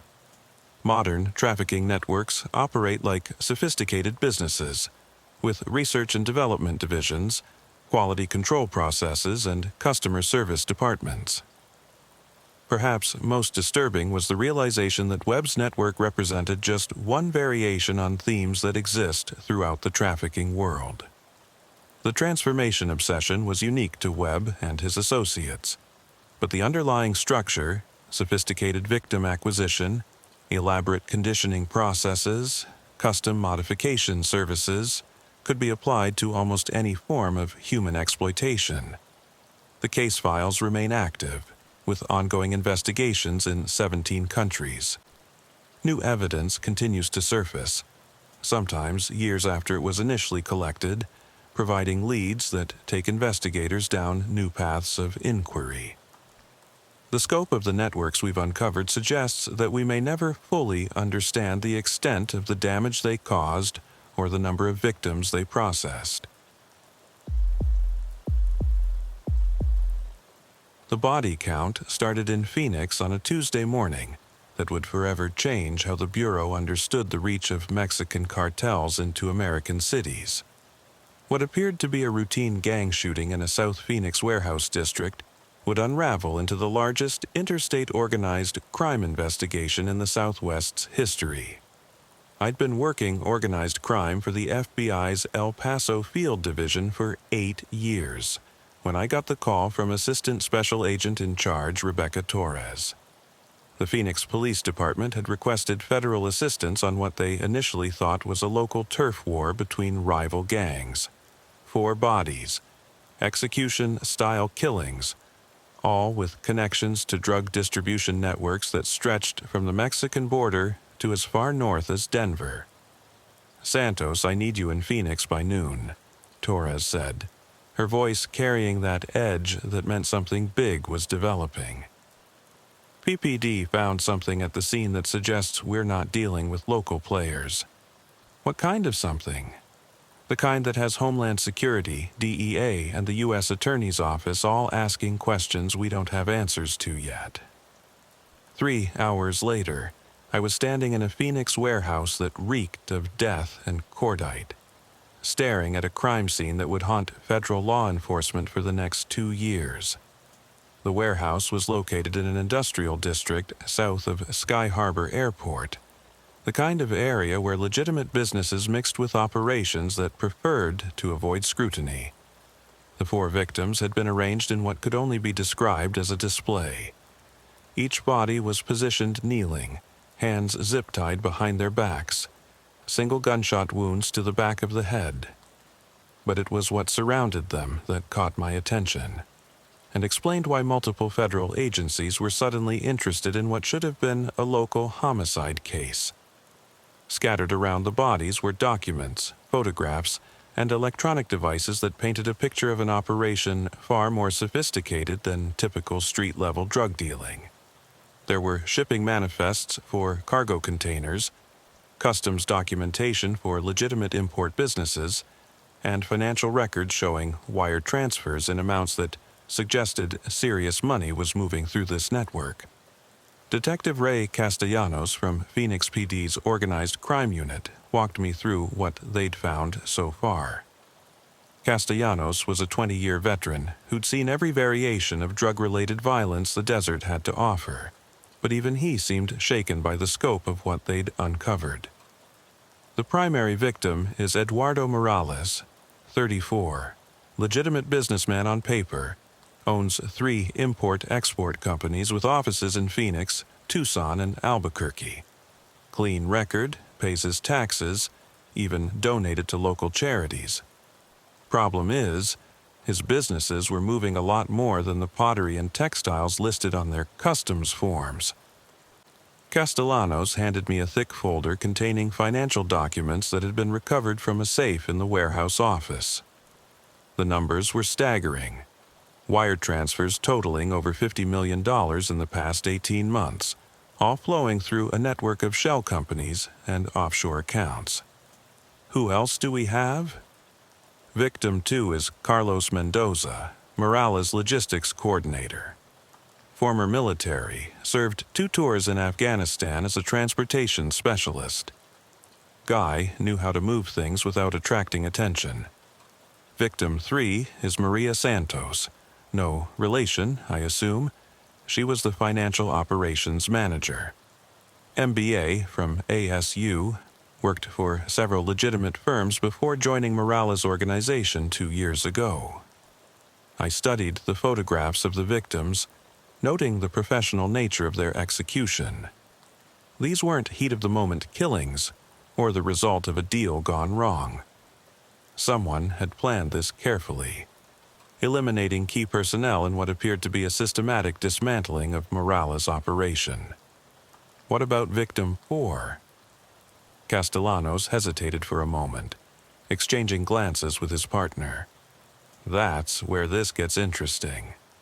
James Fletcher, 41, DEA informant who'd been providing intelligence on cartel operations in Arizona for the past 3 years. According to his handler, Fletcher had been reporting increased activity in the Phoenix area, suggested that someone was consolidating multiple trafficking routes under a single organization. The revelation that a federal informant had been among the victims elevated this from a local crime to a potential national security issue. If cartels were sophisticated enough to identify and eliminate federal assets, we were dealing with organizations that had intelligence capabilities rivaling legitimate governments. I called Assistant Director Patricia Moreau at FBI headquarters in Washington. Moreau oversaw the Bureau's transnational organized crime program and had been tracking the evolution of Mexican cartels for over a decade. Pat, we have a situation in Phoenix that looks like it might connect to broader cartel consolidation activities. I need a multi-agency task force and resources for what could be a major interstate investigation. How major are we talking, Miguel? Conservative estimate? Multi-state trafficking network with sophisticated money laundering operations, possible corruption of legitimate businesses and government officials, and intelligence capabilities advanced enough to identify and eliminate federal informants. We could be looking at billions in drug money and distribution networks that stretch from Mexico to Canada. You'll have whatever you need. I'm establishing a joint task force under your direction. Representatives from DEA, Homeland Security, IRS criminal investigation, and U.S. Customs and Border Protection will be in Phoenix by tomorrow morning. The next phase of the investigation began with analyzing the financial documents recovered from the warehouse. What we found revealed a level of sophistication that challenged everything we thought we knew about cartel operations in the United States. The network wasn't just moving drugs. It was a fully integrated criminal enterprise that included legitimate businesses, sophisticated money laundering operations, and what appeared to be corruption networks that extended into government agencies at multiple levels. Bank records showed transactions with companies in 12 states, suggesting a distribution network that covered most of the American Southwest and extended into the Midwest. But it was the customs documentation that provided our first real break in the case. Mixed in with legitimate shipping manifests were documents showing cargo containers that had been processed through ports in Long Beach, California, and Houston, Texas, with final destinations including Phoenix, Denver, Kansas City, and Chicago. The containers were listed as containing various manufactured goods from Mexico: furniture, textiles, pottery, electronics. But the shipping weights didn't match the declared contents, and several containers showed evidence of having been modified with hidden compartments designed to conceal narcotics during transport. Intelligence analyst Jennifer Chang, on loan from the DEA's El Paso Intelligence Center, spent 3 days creating a timeline of container movements that revealed a pattern suggesting coordinated distribution activities across multiple states. "This isn't random drug smuggling," Chang explained during our first task force briefing. "Someone is using legitimate import businesses as cover for a sophisticated distribution network. The containers are coming through legal ports of entry, processed by companies with proper customs documentation, then transported to distribution points using legitimate trucking companies." The scope of the operation was staggering. Container manifests showed shipments arriving every 2 weeks for the past 18 months, with estimated street values in the hundreds of millions of dollars. The drugs were being distributed through networks that included not just traditional street dealers, but legitimate businesses that provided cover for money laundering and distribution activities. But the most disturbing aspect of the investigation was what we weren't finding. Despite the massive scale of the operation, there was almost no street-level violence associated with the network. Traditional cartel operations were characterized by territorial disputes, violent enforcement actions, and high-profile displays of power.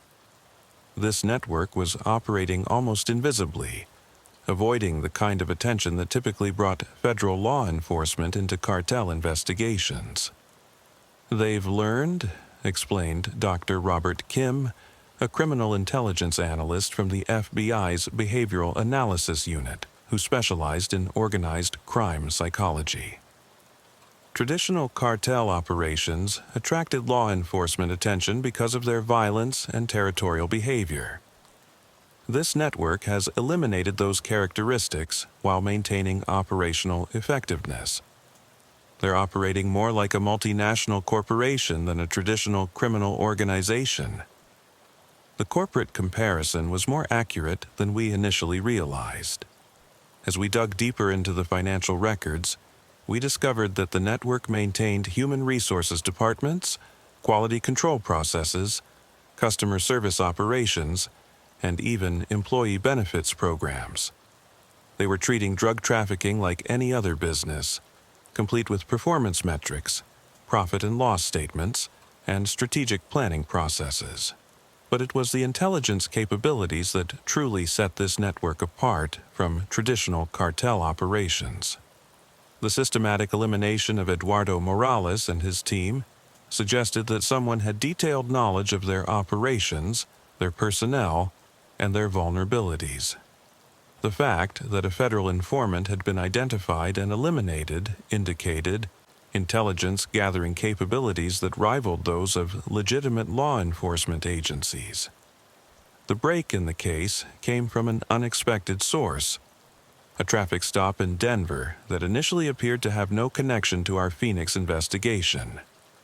Colorado State Patrol had pulled over a semi-truck for a routine inspection on Interstate 25 south of Denver. The driver had proper documentation. The cargo manifest listed furniture and textiles from Mexico, and everything appeared legitimate. But Trooper Amanda Martinez noticed something that saved the investigation. The truck's GPS unit showed recent travel to locations that didn't match the declared route. Instead of traveling directly from the port in Houston to Denver, the truck had made stops in Phoenix, Albuquerque, and Colorado Springs. Stops that weren't reflected in any of the shipping documentation. When Martinez called in the discrepancy, the inquiry was routed to our task force because the truck's cargo originated from one of the shipping companies connected to Eduardo Morales' network. Within 6 hours, we had search warrants and a team of agents examining every inch of the truck and its contents. What we found revolutionized our understanding of how modern cartels were adapting to law enforcement pressure. The truck contained legitimate furniture and textiles, exactly as declared on the customs forms. But hidden within specially constructed compartments in some of the furniture pieces were over 200 kilograms of pure fentanyl, 150 kilograms of heroin, and 500 kilograms of cocaine. The concealment method was sophisticated beyond anything we'd seen before. The drugs were packaged in custom-molded containers that perfectly matched the internal dimensions of furniture pieces, then sealed using techniques that made detection nearly impossible without complete disassembly. Each piece of furniture was still functional and could be sold to legitimate customers, providing perfect cover for the trafficking operation. But the most significant discovery was a tablet computer hidden in the truck's cab that contained detailed information about the network's operations across multiple states. The device was encrypted, but our cybercrime specialists were able to extract data that painted a picture of an organization that was operating on a scale we'd never encountered. The network wasn't just distributing drugs, it was providing a full range of criminal services, including money laundering, weapons trafficking, human smuggling, and what appeared to be contract enforcement services. They had operations in at least 8 states, with distribution hubs in major cities and supply chains that extended from Mexico to Canada. The organizational structure revealed in the computer files showed a level of sophistication that challenged our assumptions about cartel operations. Instead of the traditional hierarchical structure associated with Mexican cartels, this network operated more like a franchise system, with semi-autonomous cells in different cities that shared resources and coordinated activities while maintaining operational independence. Each cell specialized in different aspects of the criminal enterprise. The Phoenix cell had focused on importation and initial distribution, while cells in Denver, Kansas City, and Chicago handled regional distribution and money laundering. A cell in Houston managed port operations and customs documentation, while cells in California handled coordination with Mexican suppliers. But it was the leadership structure that proved most difficult to penetrate. Instead of a single leader or small group of leaders, the network appeared to be managed by a council of representatives from different cells. Decision-making was distributed, and no single individual had complete knowledge of all operations, a structure designed to limit damage from law enforcement infiltration or arrests. The investigation expanded rapidly as we traced connections revealed by the Denver truck seizure. Financial records showed transactions with businesses in Texas, New Mexico, Colorado, Kansas, Missouri, Illinois, California, and Nevada. We were looking at a criminal enterprise that generated hundreds of millions of dollars annually and had the organizational sophistication to operate across state lines while avoiding detection. Special Agent Lisa Rodriguez from our Financial Crimes Division took the lead on following the money trail. What she found revealed a money laundering operation that was more sophisticated than many legitimate financial institutions. They're not just washing drug money, Rodriguez explained during a task force briefing. They've created an entire parallel financial system that allows them to move money internationally while maintaining the appearance of legitimate business transactions. The money laundering network included dozens of shell companies, offshore accounts in multiple countries, cryptocurrency, exchanges, and what appeared to be corruption relationships with employees at legitimate financial institutions. Money could be moved from street-level sales in Chicago to accounts in Mexico within hours, passing through multiple institutions and jurisdictions in ways that made tracking nearly impossible. But the network's sophistication extended beyond financial operations. Intelligence files recovered from the Denver truck revealed that the organization maintained detailed surveillance on law enforcement activities, including profiles of federal agents, local police officers, and prosecutors who worked organized crime cases. My own photograph was in the files, along with information about my background, my family, and my investigative methods. The profile was comprehensive enough to suggest that someone had been monitoring my activities for months, possibly years. Similar profiles existed for dozens of other law enforcement personnel across multiple agencies and jurisdictions. The surveillance capabilities implied the existence of intelligence networks within law enforcement agencies, government institutions, and legitimate businesses. The organization wasn't just avoiding law enforcement. It was actively monitoring our activities and adapting its operations to stay ahead of our investigations. Following the financial trail from Denver led us to Kansas City, Missouri, where we discovered what appeared to be the network's primary money laundering hub. The operation was centered around a legitimate business district near the Kansas City Board of Trade, where several shell companies maintained offices in respectable buildings alongside established financial firms. The Kansas City cell was managed by someone identified in the computer files only as the accountant, an individual who appeared to oversee financial operations for the entire network. Intelligence indicated that the accountant was a former Wall Street investment banker who had been recruited by the network after being fired from a major financial firm for unauthorized trading activities. Working with the FBI's Kansas City field office, we established surveillance on 3 buildings that appeared to be connected to the network's financial operations. What we observed over the following weeks revealed the true scope of the money laundering enterprise. The buildings maintained the appearance of legitimate businesses, investment firms, import-export companies, and consulting services that conducted normal business activities during regular hours. But after hours, they became processing centers for vast amounts of cash that was converted into wire transfers, cryptocurrency transactions, and investments in legitimate assets. The operation was remarkably efficient. Cash would arrive from distribution cells across the country via armored car services that appeared to be legitimate cash transport companies, but were actually controlled by the network. The cash would be processed through counting machines, tested for law enforcement tracking devices, and then fed into the money laundering system. Special Agent David Park from the FBI's Cybercrime Division worked with our team to analyze the electronic aspects of the money laundering operation. What he found revealed a level of technological sophistication that rivaled major banks.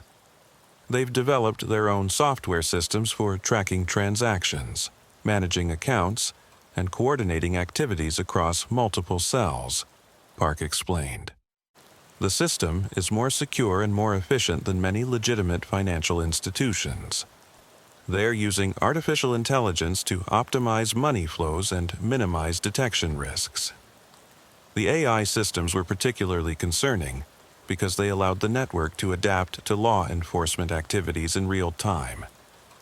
The software monitored news reports, law enforcement communications, and financial institution reporting patterns to identify potential threats and automatically adjust operations to avoid detection. But the most disturbing discovery was evidence that the network was using its financial resources to corrupt officials at multiple levels of government. Bank records showed payments to individuals identified only by code names, but cross-referencing with other intelligence suggested these were bribes to customs officials, local police officers, federal agents, and even judges. The corruption network was carefully compartmentalized, with different cells handling payments to different types of officials. The Kansas City cell specialized in financial institutions and federal agencies, while other cells handled local law enforcement, customs officials, and political figures. We found evidence of retainer payments to defense attorneys in multiple jurisdictions, suggesting that the network was prepared for potential prosecutions and had legal resources in place to defend arrested members. The legal network included former prosecutors, judges, and attorneys with connections to law enforcement agencies. The scope of the corruption suggested that the network had intelligence sources within the very agencies investigating them. Information about our task force activities, investigation targets, and planned operations appeared to be finding its way back to network leadership within hours of being discussed in supposedly secure briefings. Assistant Director Moreau made the difficult decision to compartmentalize the investigation, limiting access to sensitive information to a small group of agents who had been thoroughly vetted. Even within our task force, different teams were given access only to the information necessary for their specific assignments. We have to assume that everything we do is being monitored, Moreau explained during a secure briefing at FBI headquarters. The network has demonstrated intelligence capabilities that suggest penetration at multiple levels. We're going to conduct this investigation as if we're operating in a hostile foreign country. The security concerns were validated when we discovered that the network had detailed information about planned raids, arrest warrants, and even the identities of confidential informants. Someone with access to high-level law enforcement intelligence was providing information to the network, and that someone could be in any of the agencies involved in the investigation. The investigation's focus shifted to Chicago, when financial analysis revealed that the Windy City was serving as the network's primary distribution hub for the upper Midwest.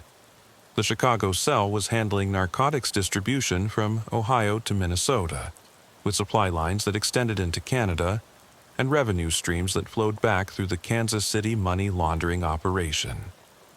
Chicago had always been a major hub for organized crime, but this network was operating differently from traditional organized crime families. Instead of controlling territory through violence and intimidation, they were using economic incentives and business relationships to build a distribution network that included legitimate businesses, community organizations, and even religious institutions. Special Agent Maria Gonzalez from the FBI's Chicago field office had been tracking unusual patterns in drug distribution that caught our attention. Instead of the violent territorial disputes typically associated with drug trafficking, Chicago was experiencing a period of relative calm in street-level drug trade, even as the quantity and quality of available narcotics had increased dramatically. Someone has unified the market, Gonzalez explained during our first briefing in Chicago. Traditional competing organizations are now working together, sharing territory and coordinating activities. The level of cooperation is unprecedented and suggests external management of the entire drug trade in the metropolitan area. The network had achieved this consolidation through a combination of economic incentives and strategic elimination of uncooperative competitors. Instead of engaging in violent turf wars, they had offered existing drug dealers the opportunity to become distributors for their network, providing higher quality products at better prices while handling supply chain management and territory assignments. Dealers who accepted the arrangement found themselves part of a sophisticated distribution system that included regular supplies of high-quality narcotics, professional packaging and branding, customer service support, and even employee benefits, including healthcare and legal assistance. Those who refused the arrangement often found themselves unable to compete and gradually went out of business. The few who actively opposed the network's expansion were eliminated, but in ways that avoided attracting law enforcement attention. Instead of dramatic public executions, opponents simply disappeared or died in ways that appeared accidental. The message was clear without creating the kind of violence that typically brought federal attention to drug trafficking operations. The Chicago cell's leadership structure was as sophisticated as its distribution methods. Intelligence indicated that the cell was managed by someone known as the coordinator, who appeared to have extensive experience in logistics and supply chain management. The coordinator oversaw a network of regional managers who handled different aspects of the operation: supply, distribution, security, and financial operations. But it was the security apparatus that most impressed our analysts. The network had developed counter-surveillance capabilities that allowed them to detect law enforcement activities and adjust their operations accordingly. They monitored police communications, tracked the movements of known federal agents, and maintained surveillance on law enforcement facilities. The security measures included sophisticated technology, encrypted communications, signal interception, equipment, and surveillance systems that rivaled those used by legitimate security agencies. But they also included human intelligence networks that provided early warning of law enforcement activities. We discovered that the network had recruited sources within multiple agencies, including local police departments, federal agencies, and even private security firms that worked with law enforcement. The intelligence network was comprehensive enough that the organization often knew about planned operations before some of the officers assigned to participate in them. The recruitment methods used by the network were particularly sophisticated. Instead of traditional corruption approaches involving direct bribery, they used more subtle methods, including romantic relationships, financial investments, and professional opportunities that created ongoing relationships with law enforcement personnel. Some sources appeared to be providing information without realizing they were working for a criminal organization. The network had created front companies and social organizations that appeared legitimate, but were actually intelligence-gathering operations designed to build relationships with law enforcement personnel and their families. The investigation's western expansion began when financial analysis revealed significant money flows to California, particularly in the Los Angeles and San Diego areas. California appeared to be serving multiple functions within the network: as a secondary entry point for narcotics from Mexico, as a money laundering hub for West Coast operations, and as a recruitment center for specialized personnel. The California operations were managed through a network of legitimate businesses that provided perfect cover for criminal activities. Import-export companies handled narcotics smuggling, investment firms managed money laundering, and technology companies provided sophisticated communications and security systems for the entire network. Special Agent Robert Chang from the FBI's Los Angeles field office had been investigating unusual patterns in cross-border financial transactions that connected to our broader investigation. Chang's analysis revealed that the network was using California's legitimate international business community as cover for massive money laundering operations. They're not just moving drug money, Chang explained during a secure video conference with our task force. They're providing financial services to multiple criminal organizations across North America. California is serving as the financial services hub for organized crime activities from Mexico to Canada. The scope of the California operations was staggering. Financial records showed transactions totaling over $2 billion annually, with money flowing from criminal organizations across North America to legitimate investments in real estate, technology companies, and entertainment industry ventures. The real estate investments were particularly concerning because they were being used to launder money on a massive scale, while creating legitimate assets that could be used as collateral for additional criminal activities. The network had purchased hundreds of properties across California, Nevada, and Arizona, creating a portfolio worth hundreds of millions of dollars. But it was the technology investments that posed the greatest long-term threat to law enforcement. The network was funding legitimate technology companies that were developing advanced encryption software, surveillance systems, and communications platforms. These technologies were being used to support criminal activities while being marketed to legitimate customers, including government agencies. The entertainment industry investments provided cover for money laundering, while creating cultural influence that could be used to promote favorable attitudes toward drug use and anti-law enforcement sentiment. The network had invested in production companies, music labels, and digital media platforms that reached millions of Americans. Intelligence analysis revealed that the California operations were managed by someone identified as the investor, who appeared to have extensive experience in venture capital and technology investment. The investor had recruited a team of legitimate business professionals who appeared to be unaware that their activities were being funded by criminal enterprises. The recruitment methods used in California were particularly sophisticated, involving the creation of apparently legitimate investment opportunities that attracted professionals from the financial, technology, and entertainment industries. Many of the recruited individuals appeared to believe they were working for legitimate businesses backed by international investors. The network's use of legitimate professionals provided cover for criminal activities while creating legal barriers to investigation and prosecution. Many of the individuals involved in the network's activities had committed no crimes and were protected by attorney-client privilege, business confidentiality agreements, and other legal protections. As the scope of the network became clear, federal law enforcement faced challenges unlike anything we'd encountered in previous organized crime investigations.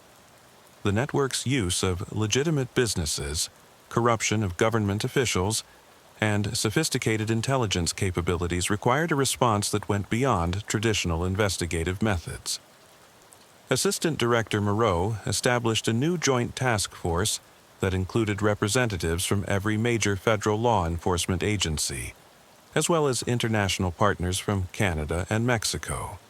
The task force was given unprecedented resources and authorities, including access to intelligence collection capabilities typically reserved for national security investigations. The decision to treat the network as a national security threat was driven by several factors: the scope of their operations across multiple states and international borders, their intelligence capabilities that rivaled those of hostile foreign governments, their corruption of government officials at multiple levels, and their economic impact on legitimate businesses and financial institutions. But the national security designation also created new challenges. Intelligence agencies were reluctant to share information that might compromise ongoing operations, while law enforcement agencies were concerned that intelligence methods might not produce evidence that could be used in criminal prosecutions. The task force developed a two-track approach. Intelligence operations focused on mapping the network's structure and capabilities, while law enforcement operations focused on building criminal cases that could be prosecuted successfully. The challenge was coordinating these parallel efforts while maintaining operational security in an environment where the network had demonstrated the ability to monitor law enforcement activities. The intelligence operations revealed that the network was far more extensive than our initial investigation had suggested. They had operations in at least 15 states with international connections to organizations in Mexico, Canada, Colombia, and several Asian countries. The network was generating billions of dollars annually and had corrupted officials at every level of government, from local police officers to federal judges. But the law enforcement operations faced significant challenges. the network's sophisticated counter-surveillance capabilities made traditional investigative methods ineffective, while their corruption networks meant that sensitive information was often compromised before operations could be conducted. The breakthrough came from an unexpected source, a mid-level manager in the Chicago cell who had been arrested on unrelated charges and decided to cooperate with federal authorities. Antonio Rodriguez had been working for the network for 3 years and had detailed knowledge of their operations, structure, and security measures. Rodriguez's cooperation was a carefully guarded secret, known only to a handful of agents who had been thoroughly vetted for security clearances. His information provided the first comprehensive look at the network's internal operations and revealed vulnerabilities that could be exploited by law enforcement. "They're not as invulnerable as they appear," Rodriguez explained during one of his debriefing sessions. "The network is built on relationships and trust, but it's also highly compartmentalized. Most members only know their immediate colleagues and supervisors. If you can identify and arrest key coordinators, you can disrupt entire regional operations." Rodriguez provided detailed information about the network's communication systems, financial operations, and security measures. Most importantly, he identified several individuals who served as regional coordinators and had broader knowledge of the network's structure. The information from Rodriguez was used to develop a comprehensive takedown plan that would simultaneously target network operations in multiple states. The plan required unprecedented coordination between federal, state, and local law enforcement agencies, as well as international partners in Mexico and Canada. The coordinated takedown operation began at dawn on October 15th, exactly 18 months after the Phoenix warehouse murders that had started our investigation. Operation Bloodroots involved over 1,200 law enforcement officers from dozens of agencies conducting simultaneous raids in 8 states and 3 countries. The scale of the operation was necessary because of the network's sophisticated intelligence capabilities and their ability to rapidly adapt to law enforcement pressure. By hitting multiple targets simultaneously, we hoped to prevent them from adjusting their operations or destroying evidence in response to initial arrests. My role in the operation was coordinating the Arizona phase, which involved raids on the network's remaining operations in Phoenix, Tucson, and Flagstaff. Intelligence from Antonio Rodriguez had identified several facilities that served as distribution centers, financial operations, and communications hubs for the network's southwestern operations. The Phoenix raids targeted 3 locations: a warehouse district facility that served as a distribution center, a financial services building that housed money laundering operations, and a technology company that provided communications and security services for the network. The warehouse facility was the most challenging target because intelligence suggested it was heavily defended by security personnel with military training. The FBI's SWAT team took the lead, supported by agents from DEA, ATF, and local law enforcement. What we found inside exceeded our expectations. The warehouse contained over $50 million worth of narcotics in various stages of processing and packaging. The facility included sophisticated laboratories for testing and purifying drugs, packaging equipment that created professional quality branded products, and distribution systems that could handle massive volumes of narcotics. But it was the administrative areas that provided the most valuable intelligence. The facility maintained detailed records of all operations, including customer lists, distribution schedules, financial transactions, and personnel records. The scope of the operation was staggering. They were serving customers in over 20 states and generating revenue of over $100 million annually from the Phoenix facility alone. The financial services facility provided insights into the network's money laundering operations that revolutionized our understanding of how modern criminal organizations manage their finances. The facility operated multiple legitimate businesses that processed hundreds of millions of dollars annually, while maintaining the appearance of legal commercial activities. The technology company RAID revealed the network's sophisticated communications and security systems. The facility contained server farms, satellite communication equipment, and software development operations that supported criminal activities across North America. The technology was more advanced than many legitimate businesses, with custom-designed systems for encrypted communications, financial transactions, and intelligence gathering. Similar raids in other states yielded comparable results. The Denver operations included distribution facilities, money laundering operations, and what appeared to be a recruitment center for acquiring legitimate businesses that could be used as fronts for criminal activities. The Kansas City raids targeted the network's primary financial operations, recovering records that documented billions of dollars in money laundering activities over the past 5 years. The financial operations were so sophisticated that they had created their own banking systems, complete with credit cards, investment services, and international wire transfer capabilities. The Chicago raids focused on the network's distribution operations, which had consolidated drug trafficking activities across the upper Midwest. The facilities included warehouses, packaging operations, and administrative centers that managed distribution to hundreds of dealers across multiple states. The California raids targeted the network's investment operations, recovering evidence of money laundering activities that involved legitimate businesses, real estate investments, and entertainment industry ventures. The scope of the California operations suggested that the network had successfully infiltrated significant portions of the state's legitimate economy. The immediate results of Operation Bloodroots were impressive by any measure.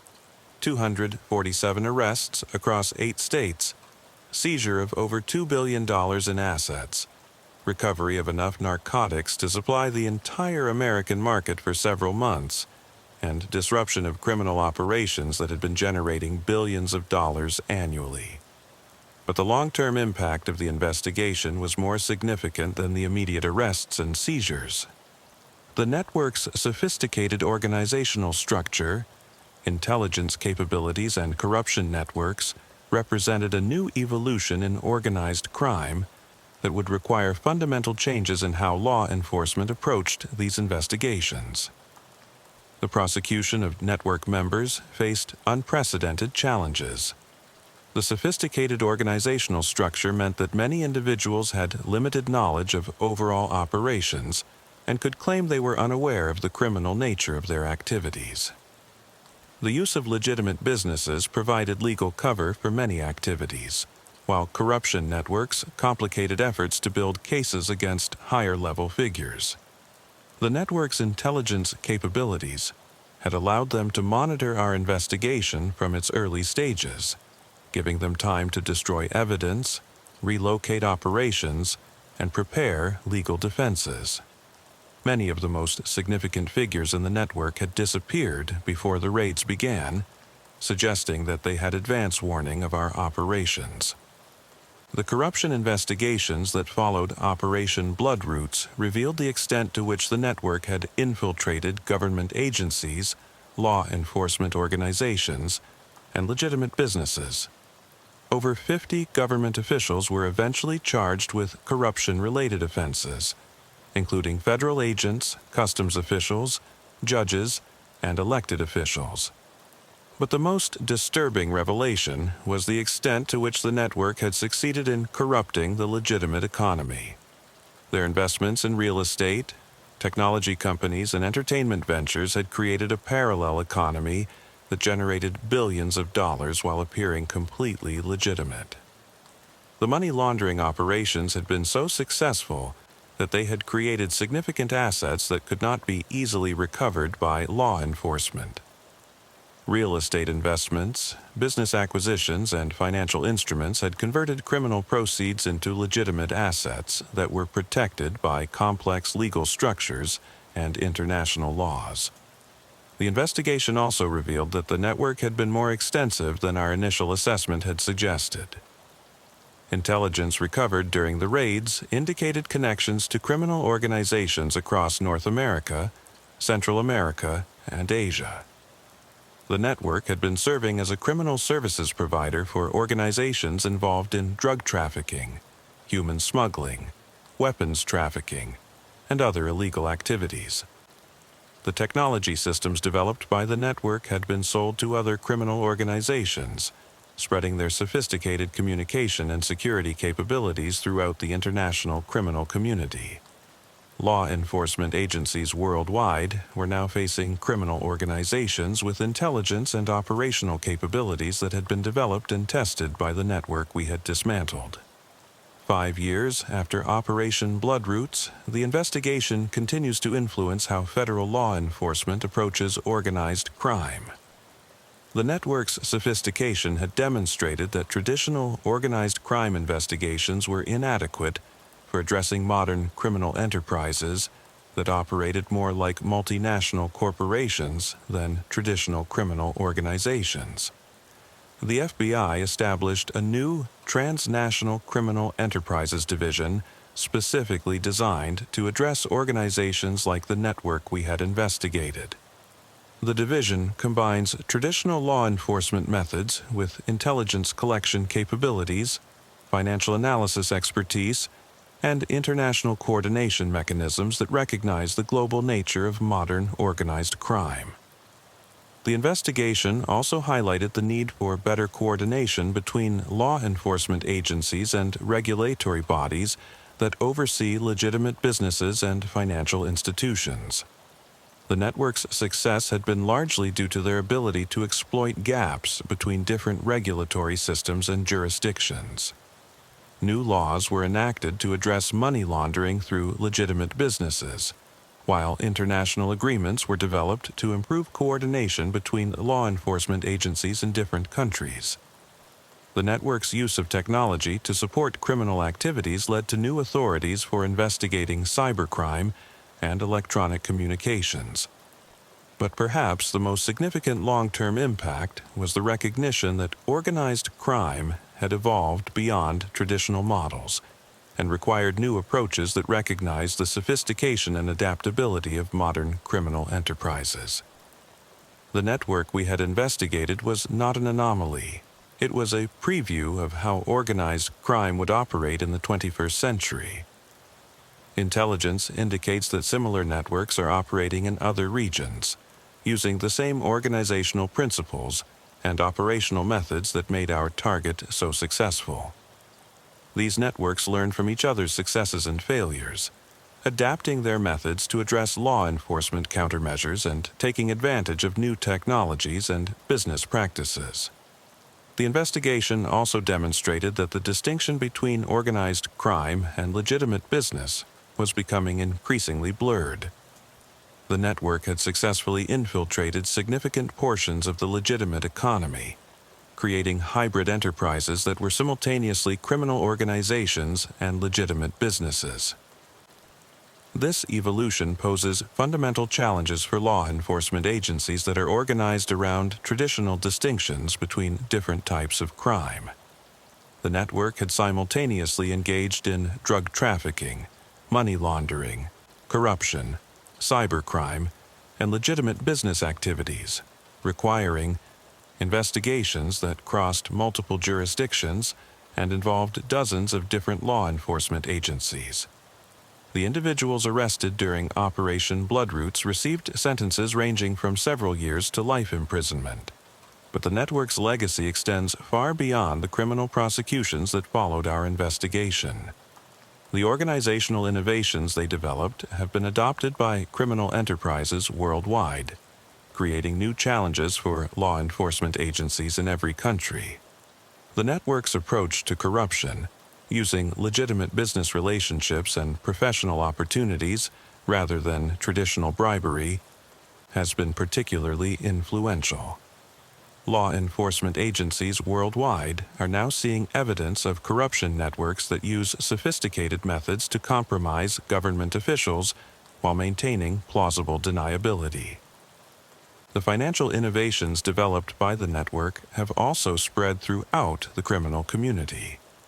Their methods for converting criminal proceeds into legitimate assets through complex business transactions and investment strategies are now being used by criminal organizations worldwide. But perhaps most concerning is the network's approach to intelligence gathering and counter-surveillance. Their methods for monitoring law enforcement activities and protecting their operations from investigation have been adopted by other criminal organizations, making traditional investigative methods increasingly ineffective. The technology systems developed by the network have become commercially available through front companies and legitimate technology firms that continue to operate despite their criminal origins. These systems are now being used by criminal organizations worldwide, creating a global infrastructure that supports criminal activities while appearing completely legitimate. The network's success in infiltrating legitimate businesses and financial institutions has also created long-term challenges for economic security. The assets they acquired through criminal activities remain in the legitimate economy, creating ongoing opportunities for criminal organizations to influence legitimate markets and corrupt additional institutions. The investigation revealed that modern organized crime had evolved into something far more dangerous than traditional criminal organizations. Instead of operating on the margins of society, these networks had become integrated into the legitimate economy in ways that made them nearly indistinguishable from legal businesses. Throughout our investigation, one aspect remained frustratingly elusive: the network's connections to Mexican cartels and the extent to which they were operating independently or as part of larger criminal organizations. Intelligence gathered during Operation Bloodroots suggested that the network maintained complex relationships with multiple Mexican cartels, serving as both customers and service providers while maintaining operational independence. The relationship was more sophisticated than traditional cartel operations, which typically involved direct control of trafficking routes and distribution networks. Instead, the network appeared to operate as a criminal services company, providing specialized capabilities to multiple cartels while maintaining their own independent operations. Analysis of communications intercepts revealed that the network was providing services including money laundering, logistics coordination, intelligence gathering, and what appeared to be conflict resolution between competing cartels. They had positioned themselves as neutral facilitators who could work with multiple organizations without being controlled by any single cartel. This positioning had allowed them to achieve something that traditional cartel operations had never accomplished: stable, long-term operations in American markets without the territorial disputes and violence that typically attracted law enforcement attention. By serving multiple cartels while maintaining independence, they had created a business model that was more sustainable and profitable than traditional trafficking operations. But the Mexican connections also created new challenges for American law enforcement. The network's operations extended deep into Mexico, involving corruption of government officials, military personnel, and law enforcement agencies at all levels. Their intelligence capabilities allowed them to monitor American law enforcement activities from Mexican territory, while their financial resources provided protection from Mexican authorities. The complexity of the cross-border operations required unprecedented cooperation between American and Mexican law enforcement agencies. Traditional mechanisms for international law enforcement cooperation were inadequate for addressing organizations that operated seamlessly across national borders while maintaining sophisticated counterintelligence capabilities. Special Agent Carlos Mendoza from the FBI's Legal Attaché Office in Mexico City worked with our task force to coordinate with Mexican authorities, but the network's corruption capabilities made it difficult to identify trustworthy partners within Mexican law enforcement agencies. Every time we shared information with Mexican authorities, the network seemed to know about it within hours, Mendoza explained during a secure briefing. Either they have sources within Mexican law enforcement, or their intelligence capabilities are sophisticated enough to monitor communications between our agencies. The solution required developing new protocols for international cooperation that assumed potential compromise of traditional communication channels. Intelligence sharing was limited to information that could not compromise ongoing operations, while operational coordination was conducted through channels that bypassed potentially compromised Mexican institutions.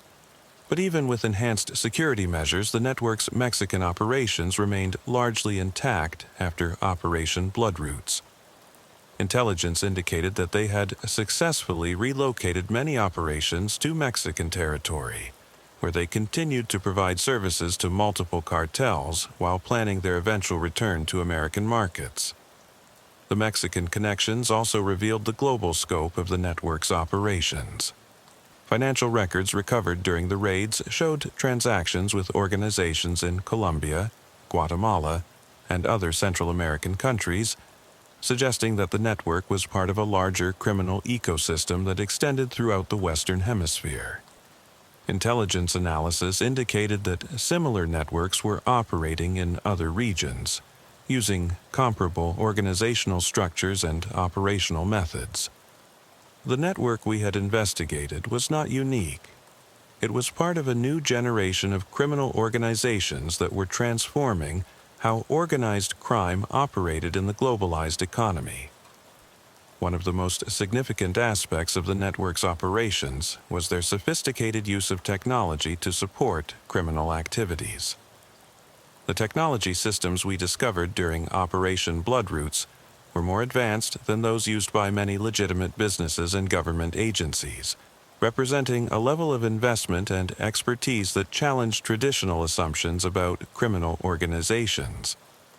The network had developed custom software applications for every aspect of their operations: inventory management systems for tracking narcotics through the supply chain, financial management systems for handling money laundering operations, human resources systems for managing personnel across multiple states, and customer relationship management systems for coordinating with distributors and clients.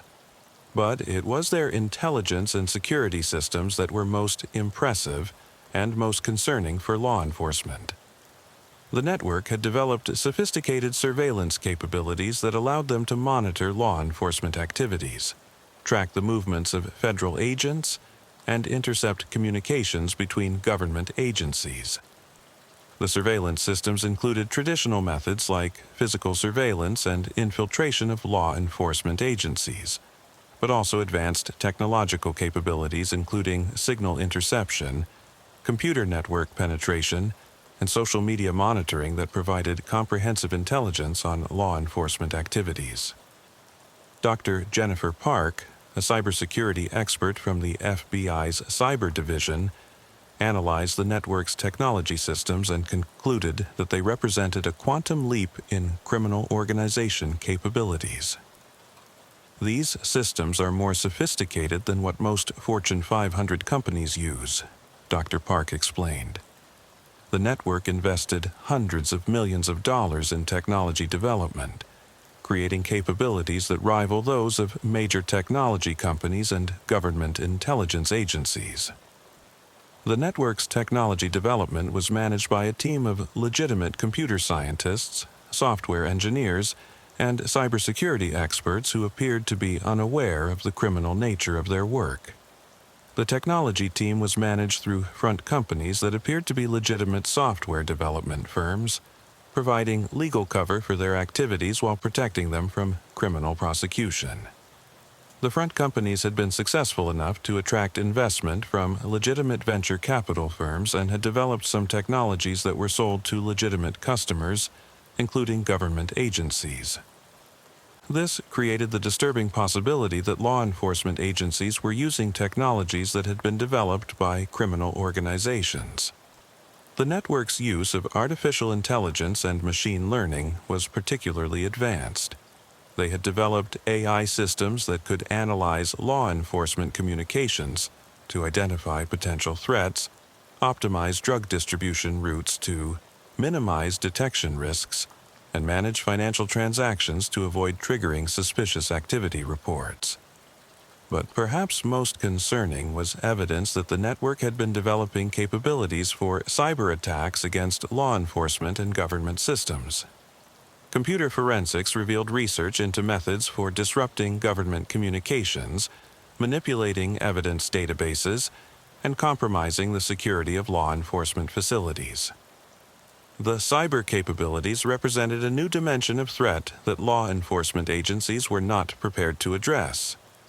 Traditional organized crime investigations focused on physical crimes and financial activities, but this network had developed the capability to attack the technological infrastructure that modern law enforcement depended on. The investigation led to enhanced cybersecurity measures for law enforcement agencies and new protocols for protecting sensitive information from technologically sophisticated criminal organizations.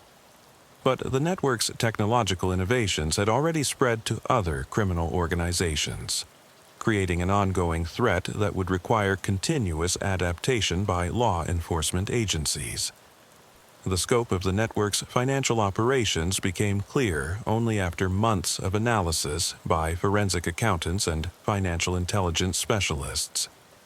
What we discovered was not just a money laundering operation, but a parallel financial system that rivaled legitimate banking institutions in its sophistication and global reach. The network had created their own banking relationships, investment portfolios, and financial instruments that allowed them to move money around the world while maintaining the appearance of legitimate business activities. They had relationships with banks in over 20 countries, investment accounts worth hundreds of millions of dollars, and business interests that generated legitimate revenue streams. But the most sophisticated aspect of their financial operations was their use of legitimate businesses as vehicles for money laundering and asset protection. The network had acquired hundreds of businesses across multiple industries, creating a portfolio of assets that generated legitimate income while providing cover for criminal activities. The business acquisitions were carefully selected to provide maximum benefit for criminal operations while maintaining legal protection. They acquired logistics companies that could transport narcotics, financial services firms that could process money laundering transactions, technology companies that could provide security and communications services, and real estate companies that could convert criminal proceeds into legitimate assets. The network's investment strategy was more sophisticated than many legitimate investment firms. They employed professional investment managers, maintained diversified portfolios, and used advanced financial instruments to maximize returns while minimizing risks. Their investment performance had been consistently profitable, generating billions of dollars in legitimate wealth that was protected from criminal asset forfeiture. Special Agent Lisa Chen from the FBI's Financial Crimes Division led the effort to trace the network's financial operations and recover criminal assets.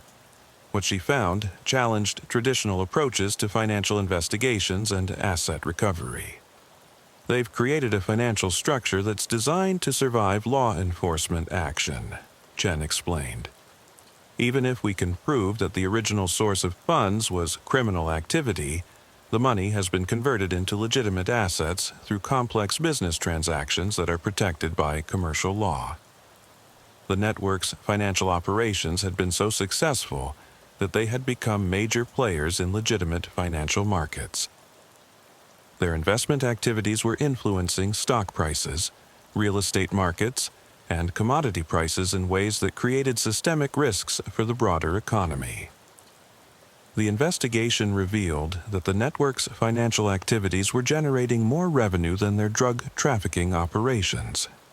The legitimate businesses they had acquired were profitable enough to support their criminal activities without requiring income from drug sales, creating a self-sustaining criminal enterprise that could survive indefinitely. But the most disturbing aspect of the financial operations was their integration with legitimate financial institutions. The network had developed relationships with banks, investment firms, and other financial institutions that were providing services without apparent knowledge of the criminal's source of funds. The relationships with legitimate financial institutions created legal and practical barriers to investigation and asset recovery. Many of the network's assets were held by institutions that had legitimate business relationships and were protected by banking privacy laws, attorney-client privilege, and other legal protections. The investigation led to new regulations requiring enhanced due diligence by financial institutions when dealing with high-risk customers. But the network's sophisticated methods for concealing the criminal's source of funds made detection extremely difficult, even with enhanced scrutiny. Behind the sophisticated organizational structure, advanced technology systems, and complex financial operations was a human cost that was easy to overlook in the technical complexity of the investigation. The network's success had been built on the exploitation and destruction of thousands of lives, from the victims of drug addiction to the communities devastated by their operations. The drug distribution network had flooded American communities with narcotics of unprecedented purity and potency, contributing to overdose deaths, addiction rates, and associated criminal activity that affected millions of Americans. The network's efficiency and market consolidation had made drugs more available and more affordable, dramatically expanding the scope of the addiction crisis. But the human cost extended beyond the direct effects of drug distribution. The network's operations had corrupted government institutions, legitimate businesses, and community organizations in ways that undermined public trust and social cohesion. Their influence had spread through communities like a virus, corrupting everything they touched. The corruption networks had compromised law enforcement agencies, judicial institutions, and government agencies at all levels, creating cynicism about the integrity of public institutions that would persist long after the network was dismantled. Communities where the network had operated extensively would struggle for years to rebuild trust in government and law enforcement. The network's infiltration of legitimate businesses had also created long-term economic damage. Businesses that had been acquired or influenced by the network often struggled to survive after their criminal connections were exposed, leading to job losses and economic disruption in affected communities. Dr. Maria Rodriguez, a sociologist from the University of Texas who studied the community impact of organized crime, analyzed the network's effects on affected communities and concluded that the damage would persist for decades. Criminal organizations like this network don't just commit crimes.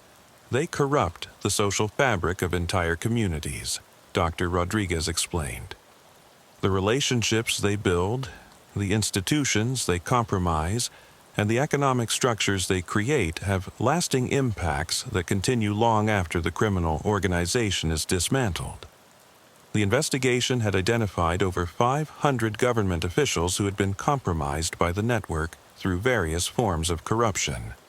The prosecutions and investigations that followed had destroyed careers, undermined public confidence in government institutions, and created a climate of suspicion that made legitimate government operations more difficult.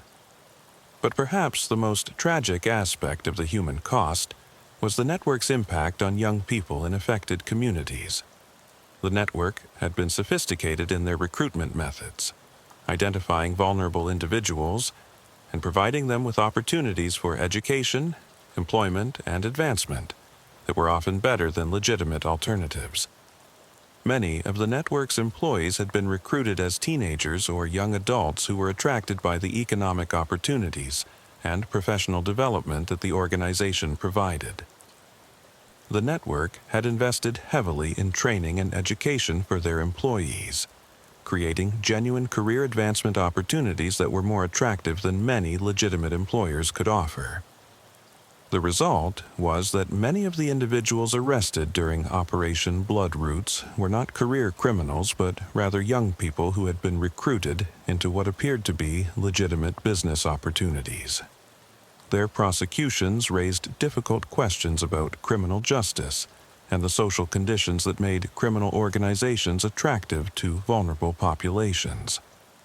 The scope and sophistication of the network revealed by Operation Bloodroots had implications that extended far beyond American law enforcement. The organizational methods, technology systems, and operational techniques developed by the network were being adopted by criminal organizations worldwide, creating new challenges for law enforcement agencies in every country. The international response required unprecedented cooperation between law enforcement agencies, intelligence services, and regulatory bodies across multiple countries.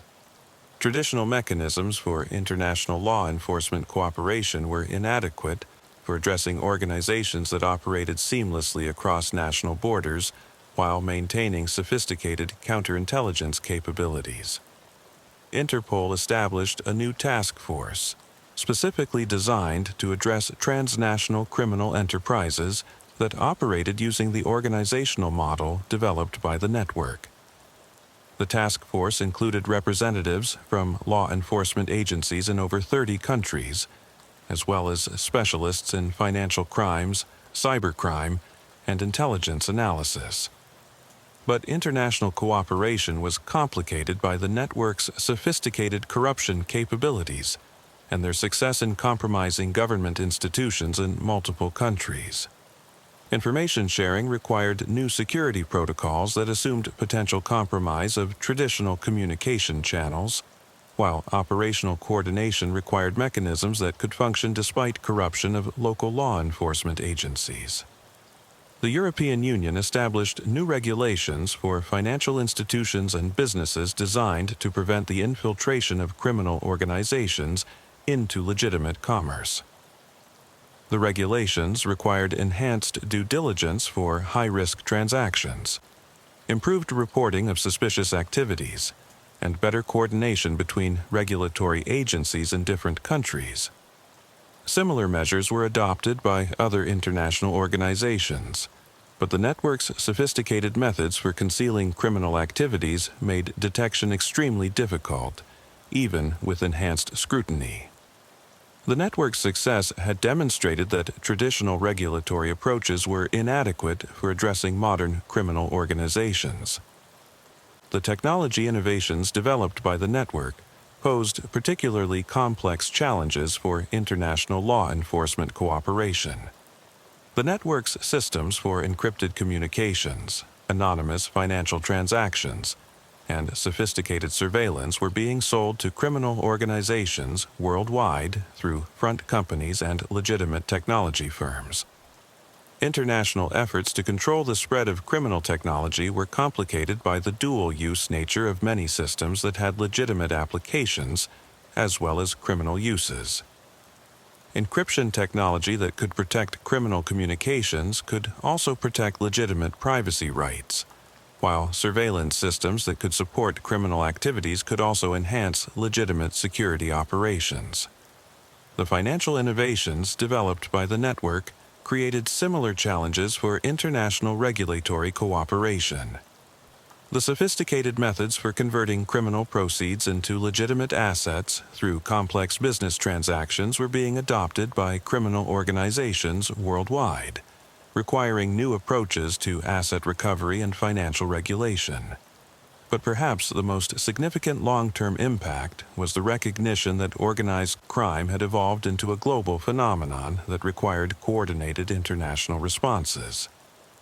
The network we had investigated was not an American problem.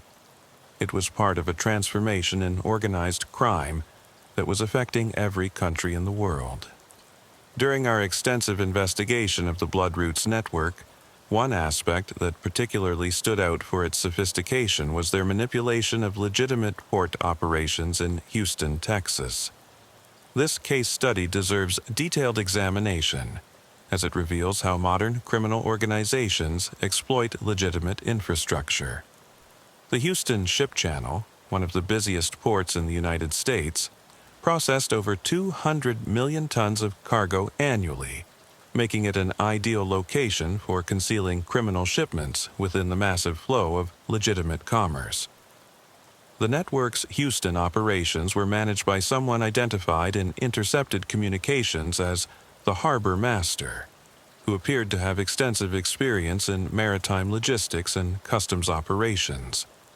Intelligence analysis suggested this individual was a former U.S. Customs and Border Protection official who had been recruited by the network after retiring from federal service. The sophistication of the Houston operations was revealed through analysis of shipping documents recovered during Operation Bloodroots. The network had not simply hidden narcotics in legitimate cargo containers. They had created an entire parallel shipping industry that processed criminal cargo using the same professional standards and documentation as legitimate international trade. The network maintained relationships with over 20 legitimate shipping companies, port facility operators, customs brokers, and transportation companies. These relationships were carefully cultivated over years, involving significant financial investments and the gradual compromise of key personnel through a combination of corruption, blackmail, and legitimate business partnerships. The corruption of port operations was particularly sophisticated because it involved multiple layers of security and oversight.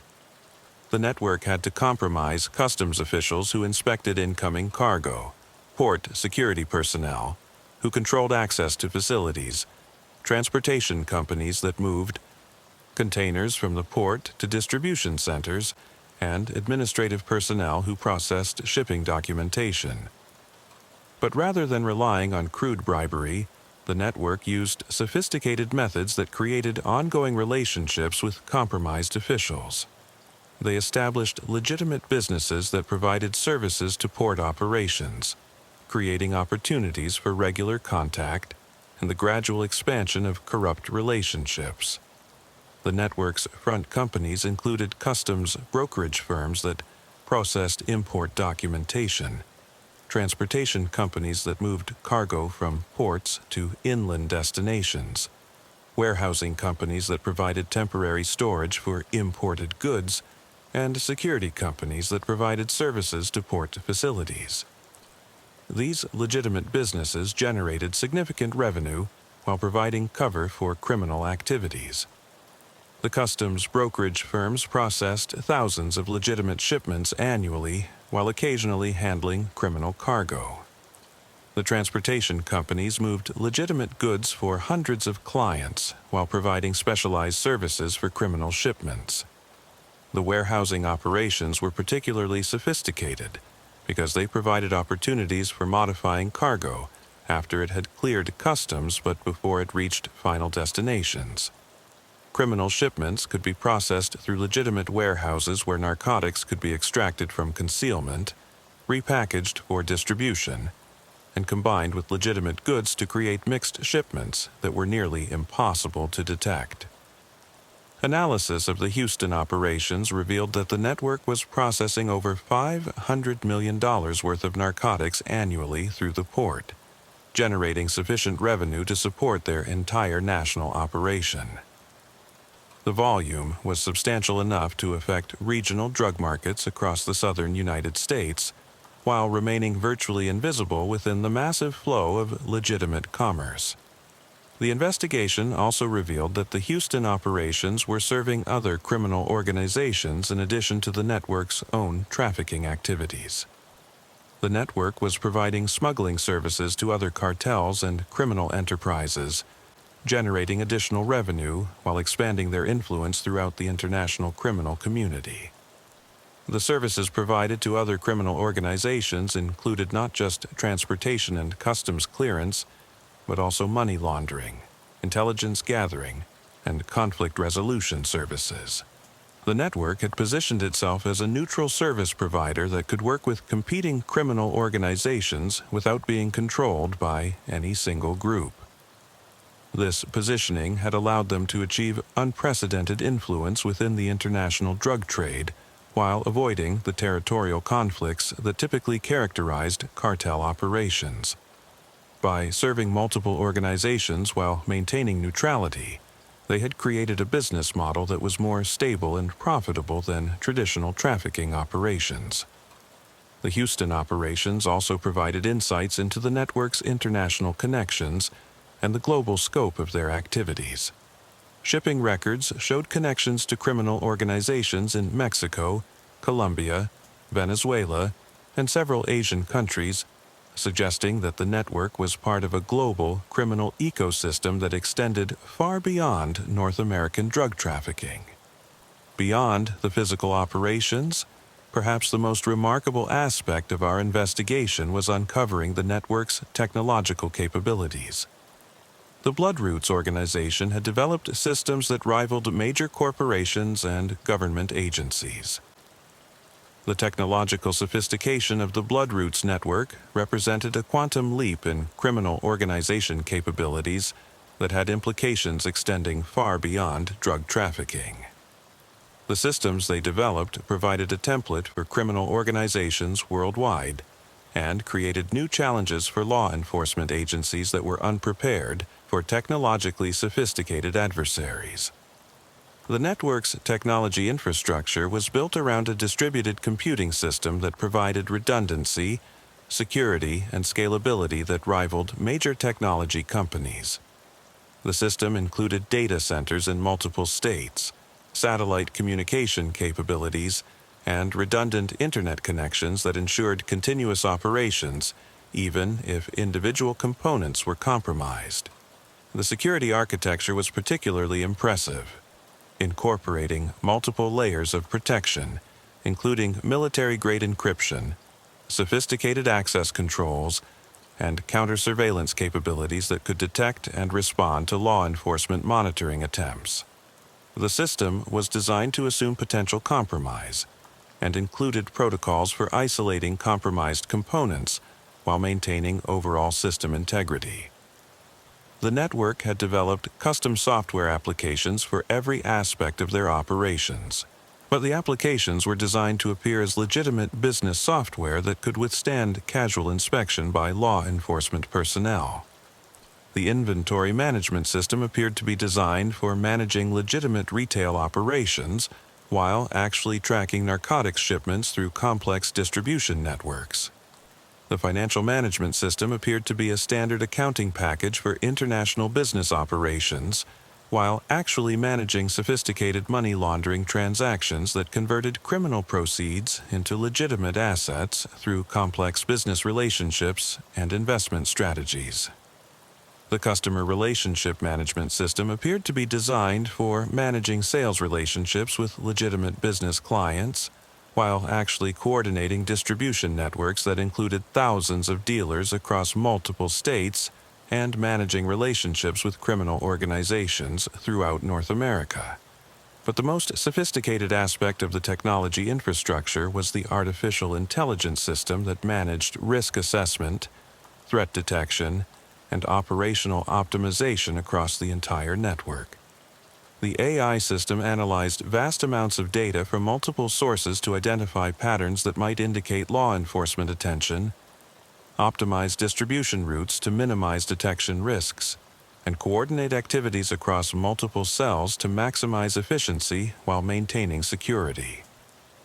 The AI system incorporated machine learning algorithms that allowed it to adapt to changing law enforcement tactics and continuously improve its effectiveness.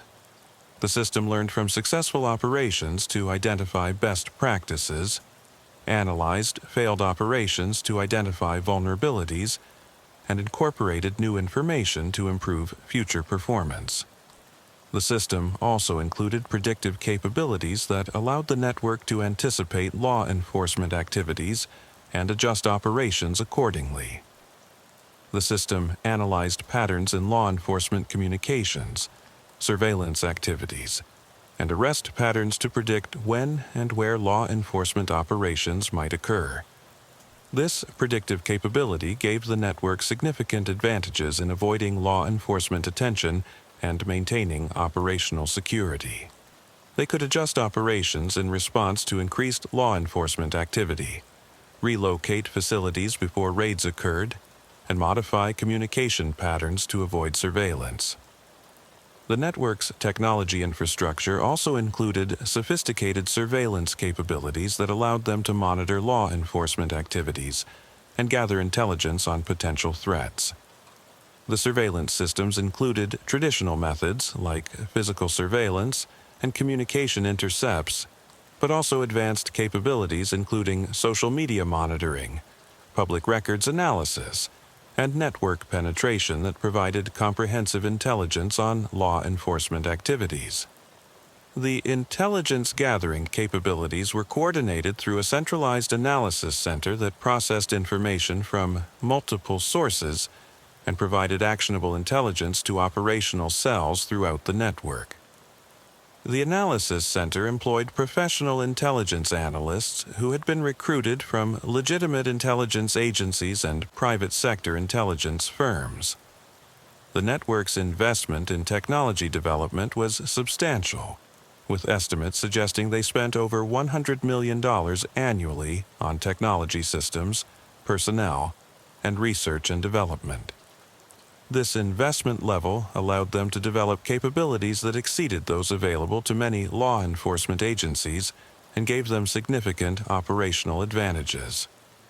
One of the most disturbing aspects of the Bloodroots network was their sophisticated approach to recruiting and managing personnel, which operated more like a legitimate multinational corporation than a traditional criminal organization. This systematic approach to human resources was perhaps their greatest innovation and most dangerous legacy. The network had developed human resources policies, employee benefits programs, and career development opportunities that were often superior to those offered by legitimate employers. Their recruitment strategy was not focused on finding criminals, but rather on identifying and converting talented professionals who could contribute specialized skills to their operations. The recruitment process was carefully designed to identify individuals with specific skills and characteristics that would be valuable to the network's operations. Rather than recruiting from traditional criminal populations, the network focused on professionals from legitimate industries who possessed technical skills, industry knowledge, or institutional access that could benefit their operations. The network maintained recruitment operations on college campuses, focusing on students in business, engineering, computer science, and criminal justice programs. They offered internships, scholarships, and job opportunities that appeared to be legitimate career advancement opportunities, while gradually introducing selected individuals to the network's criminal activities. The campus recruitment operations were managed through front companies that appeared to be legitimate businesses, offering career opportunities in international trade, logistics, financial services, and technology.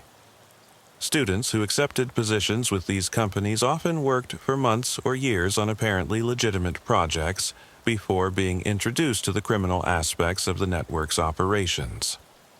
The gradual introduction process was designed to compromise individuals slowly, making it difficult for them to extricate themselves once they realized the criminal nature of their employment. By the time employees understood they were working for a criminal organization, they had often committed actions that made them vulnerable to criminal prosecution, creating powerful incentives for continued cooperation. The network also recruited extensively from government agencies, focusing on employees with access to sensitive information or decision-making authority. The recruitment process for government employees was particularly sophisticated, involving long-term relationship building, gradual compromise, and the creation of ongoing obligations that ensured continued cooperation. Rather than simply offering bribes, the network created legitimate business opportunities, romantic relationships, and social connections that gradually drew government employees into compromising situations. The process often took years and created relationships that appeared entirely legitimate while serving the network's intelligence and operational needs. The network's employee benefits programs were genuinely attractive and included health insurance, retirement plans, educational opportunities, and even legal defense funds for employees who were arrested in connection with network activities. These benefits created genuine loyalty among employees and made the network competitive with legitimate employers in attracting and retaining talented personnel. The career development programs offered by the network were often superior to those available in legitimate organizations. Employees received professional training, educational opportunities, and advancement prospects that were carefully designed to develop their skills while increasing their value to the network's operations. The network maintained training facilities that appeared to be legitimate corporate education centers but actually provided specialized training in areas including financial analysis, logistics management, international law, and counter-surveillance techniques. The training programs were professional enough that certificates and credentials earned through network programs were accepted by legitimate employers and educational institutions. The performance management systems used by the network were sophisticated enough to rival those used by major corporations. Employees received regular performance reviews, goal-setting sessions, and feedback that helped them develop professionally while ensuring their activities aligned with the network's objectives. The network also maintained employee assistance programs that provided counseling, legal assistance, and other services to employees and their families. These programs created genuine value for employees while ensuring their continued loyalty and cooperation with the network's activities. But perhaps most concerning was the network's success in creating a corporate culture that made employees genuinely proud of their work and loyal to the organization. Many employees appeared to view themselves as professionals working for a successful international business, rather than criminals involved in drug trafficking and money laundering. This corporate culture was carefully cultivated through company communications, social events, and recognition programs that emphasize the network's success, professionalism, and importance. Employees were encouraged to view their work as contributing to a larger mission that transcended traditional moral and legal boundaries. The success of the network's human resources operations created significant challenges for law enforcement agencies. Many of the individuals arrested during Operation Bloodroots were not career criminals, but rather professionals who had been gradually drawn into criminal activities through sophisticated recruitment and management processes. The prosecutions that followed Operation Bloodroots raised difficult questions about criminal responsibility when individuals had been systematically manipulated and compromised over extended periods. Many defendants had legitimate professional backgrounds and appeared to be victims of sophisticated manipulation as much as willing participants in criminal activities. The global financial operations of the Bloodroots network represented one of the most sophisticated money laundering systems ever documented by law enforcement, involving financial institutions, businesses, and government agencies in over 30 countries. This final chapter of our investigation revealed the true scope of their financial empire.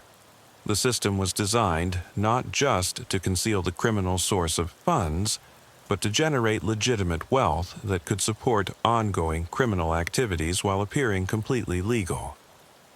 What we discovered challenged every assumption about how criminal organizations manage their finances.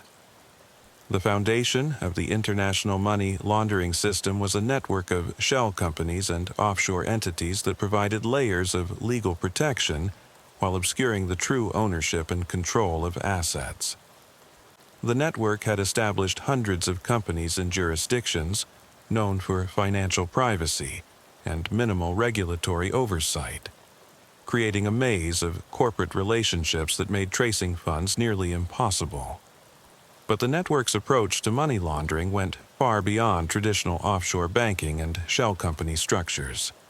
They had created sophisticated business relationships that generated legitimate economic activity while processing criminal proceeds, making their money laundering operations nearly indistinguishable from legal international commerce. The network operated import-export businesses that conducted legitimate trade in various commodities, while manipulating prices, quantities, and financial terms to transfer criminal proceeds between countries. Over-invoicing for exports and under-invoicing for imports allowed the network to move money internationally while creating documentation that appeared to reflect legitimate business transactions. The commodity trading operations were particularly sophisticated because they involved actual physical goods that provided tangible evidence of legitimate business activities. The network traded in agricultural products, manufactured goods, raw materials, and luxury items, creating diverse revenue streams that made their financial activities appear to be the result of successful business operations. The network also operated legitimate financial services businesses that provided investment management, currency exchange, and banking services to legitimate clients while processing criminal proceeds for the network and other criminal organizations. These businesses were profitable enough to generate substantial legitimate income while providing perfect cover for money laundering activities. The investment management operations were particularly impressive because they generated genuine returns for both legitimate clients and criminal proceeds, creating wealth that was legally protected regardless of its original source. The network employed professional investment managers who appeared to be unaware of the criminal source of some of the funds they were managing. The currency exchange operations provided opportunities for converting criminal proceeds between different currencies while creating documentation that appeared to reflect legitimate foreign exchange transactions. The network operated currency exchange businesses in multiple countries, allowing them to move money internationally while maintaining the appearance of normal commercial activities. The banking relationships maintained by the network included accounts at major financial institutions in dozens of countries, providing access to international financial systems while maintaining the legal protections associated with legitimate banking relationships. The network's sophisticated approach to compliance and documentation meant that their banking activities rarely triggered suspicious activity reports or regulatory scrutiny. The network had also developed relationships with legitimate investment banks, venture capital firms, and private equity companies that provided opportunities for converting criminal proceeds into equity investments in legitimate businesses. These investments generated ongoing revenue streams while creating assets that were legally protected from criminal asset forfeiture. The real estate investments made by the network were particularly sophisticated because they involved properties in multiple countries that could be used for operational purposes while appreciating in value and providing opportunities for additional money laundering through construction projects, property management activities, and real estate development ventures. The network's investment in legitimate businesses created ongoing revenue streams that reduced their dependence on criminal activities while providing additional opportunities for money laundering. The businesses they acquired often became more profitable under network management, generating genuine economic value while serving criminal purposes. The professional services network maintained by the criminal organization included relationships with attorneys, accountants, consultants, and other professionals who provided services that created additional layers of legal protection while facilitating money laundering activities. Many of these professionals appeared to be unaware of the criminal nature of their clients' activities. The legal services network was particularly important because it provided access to attorney-client privilege and other legal protections that shielded criminal activities from law enforcement scrutiny. The network maintained relationships with law firms in multiple countries, ensuring access to legal expertise in various jurisdictions and practice areas. The accounting services network provided opportunities for creating sophisticated financial structures and documentation that made criminal proceeds appear to be the result of legitimate business activities. The network employed professional accountants who were skilled in international tax law and complex business transactions. The success of the international money laundering operations was measured not just by the amount of money processed, but by the network's ability to create genuine wealth that could support ongoing operations regardless of the success or failure of their criminal activities. The legitimate assets, created through money laundering operations, provided financial stability and long-term sustainability that allowed the network to survive law enforcement pressure and continue operations even when specific criminal activities were disrupted. In the end, the Bloodroots network had achieved something unprecedented in the history of organized crime. They had created a criminal enterprise that was virtually indistinguishable from legitimate international business.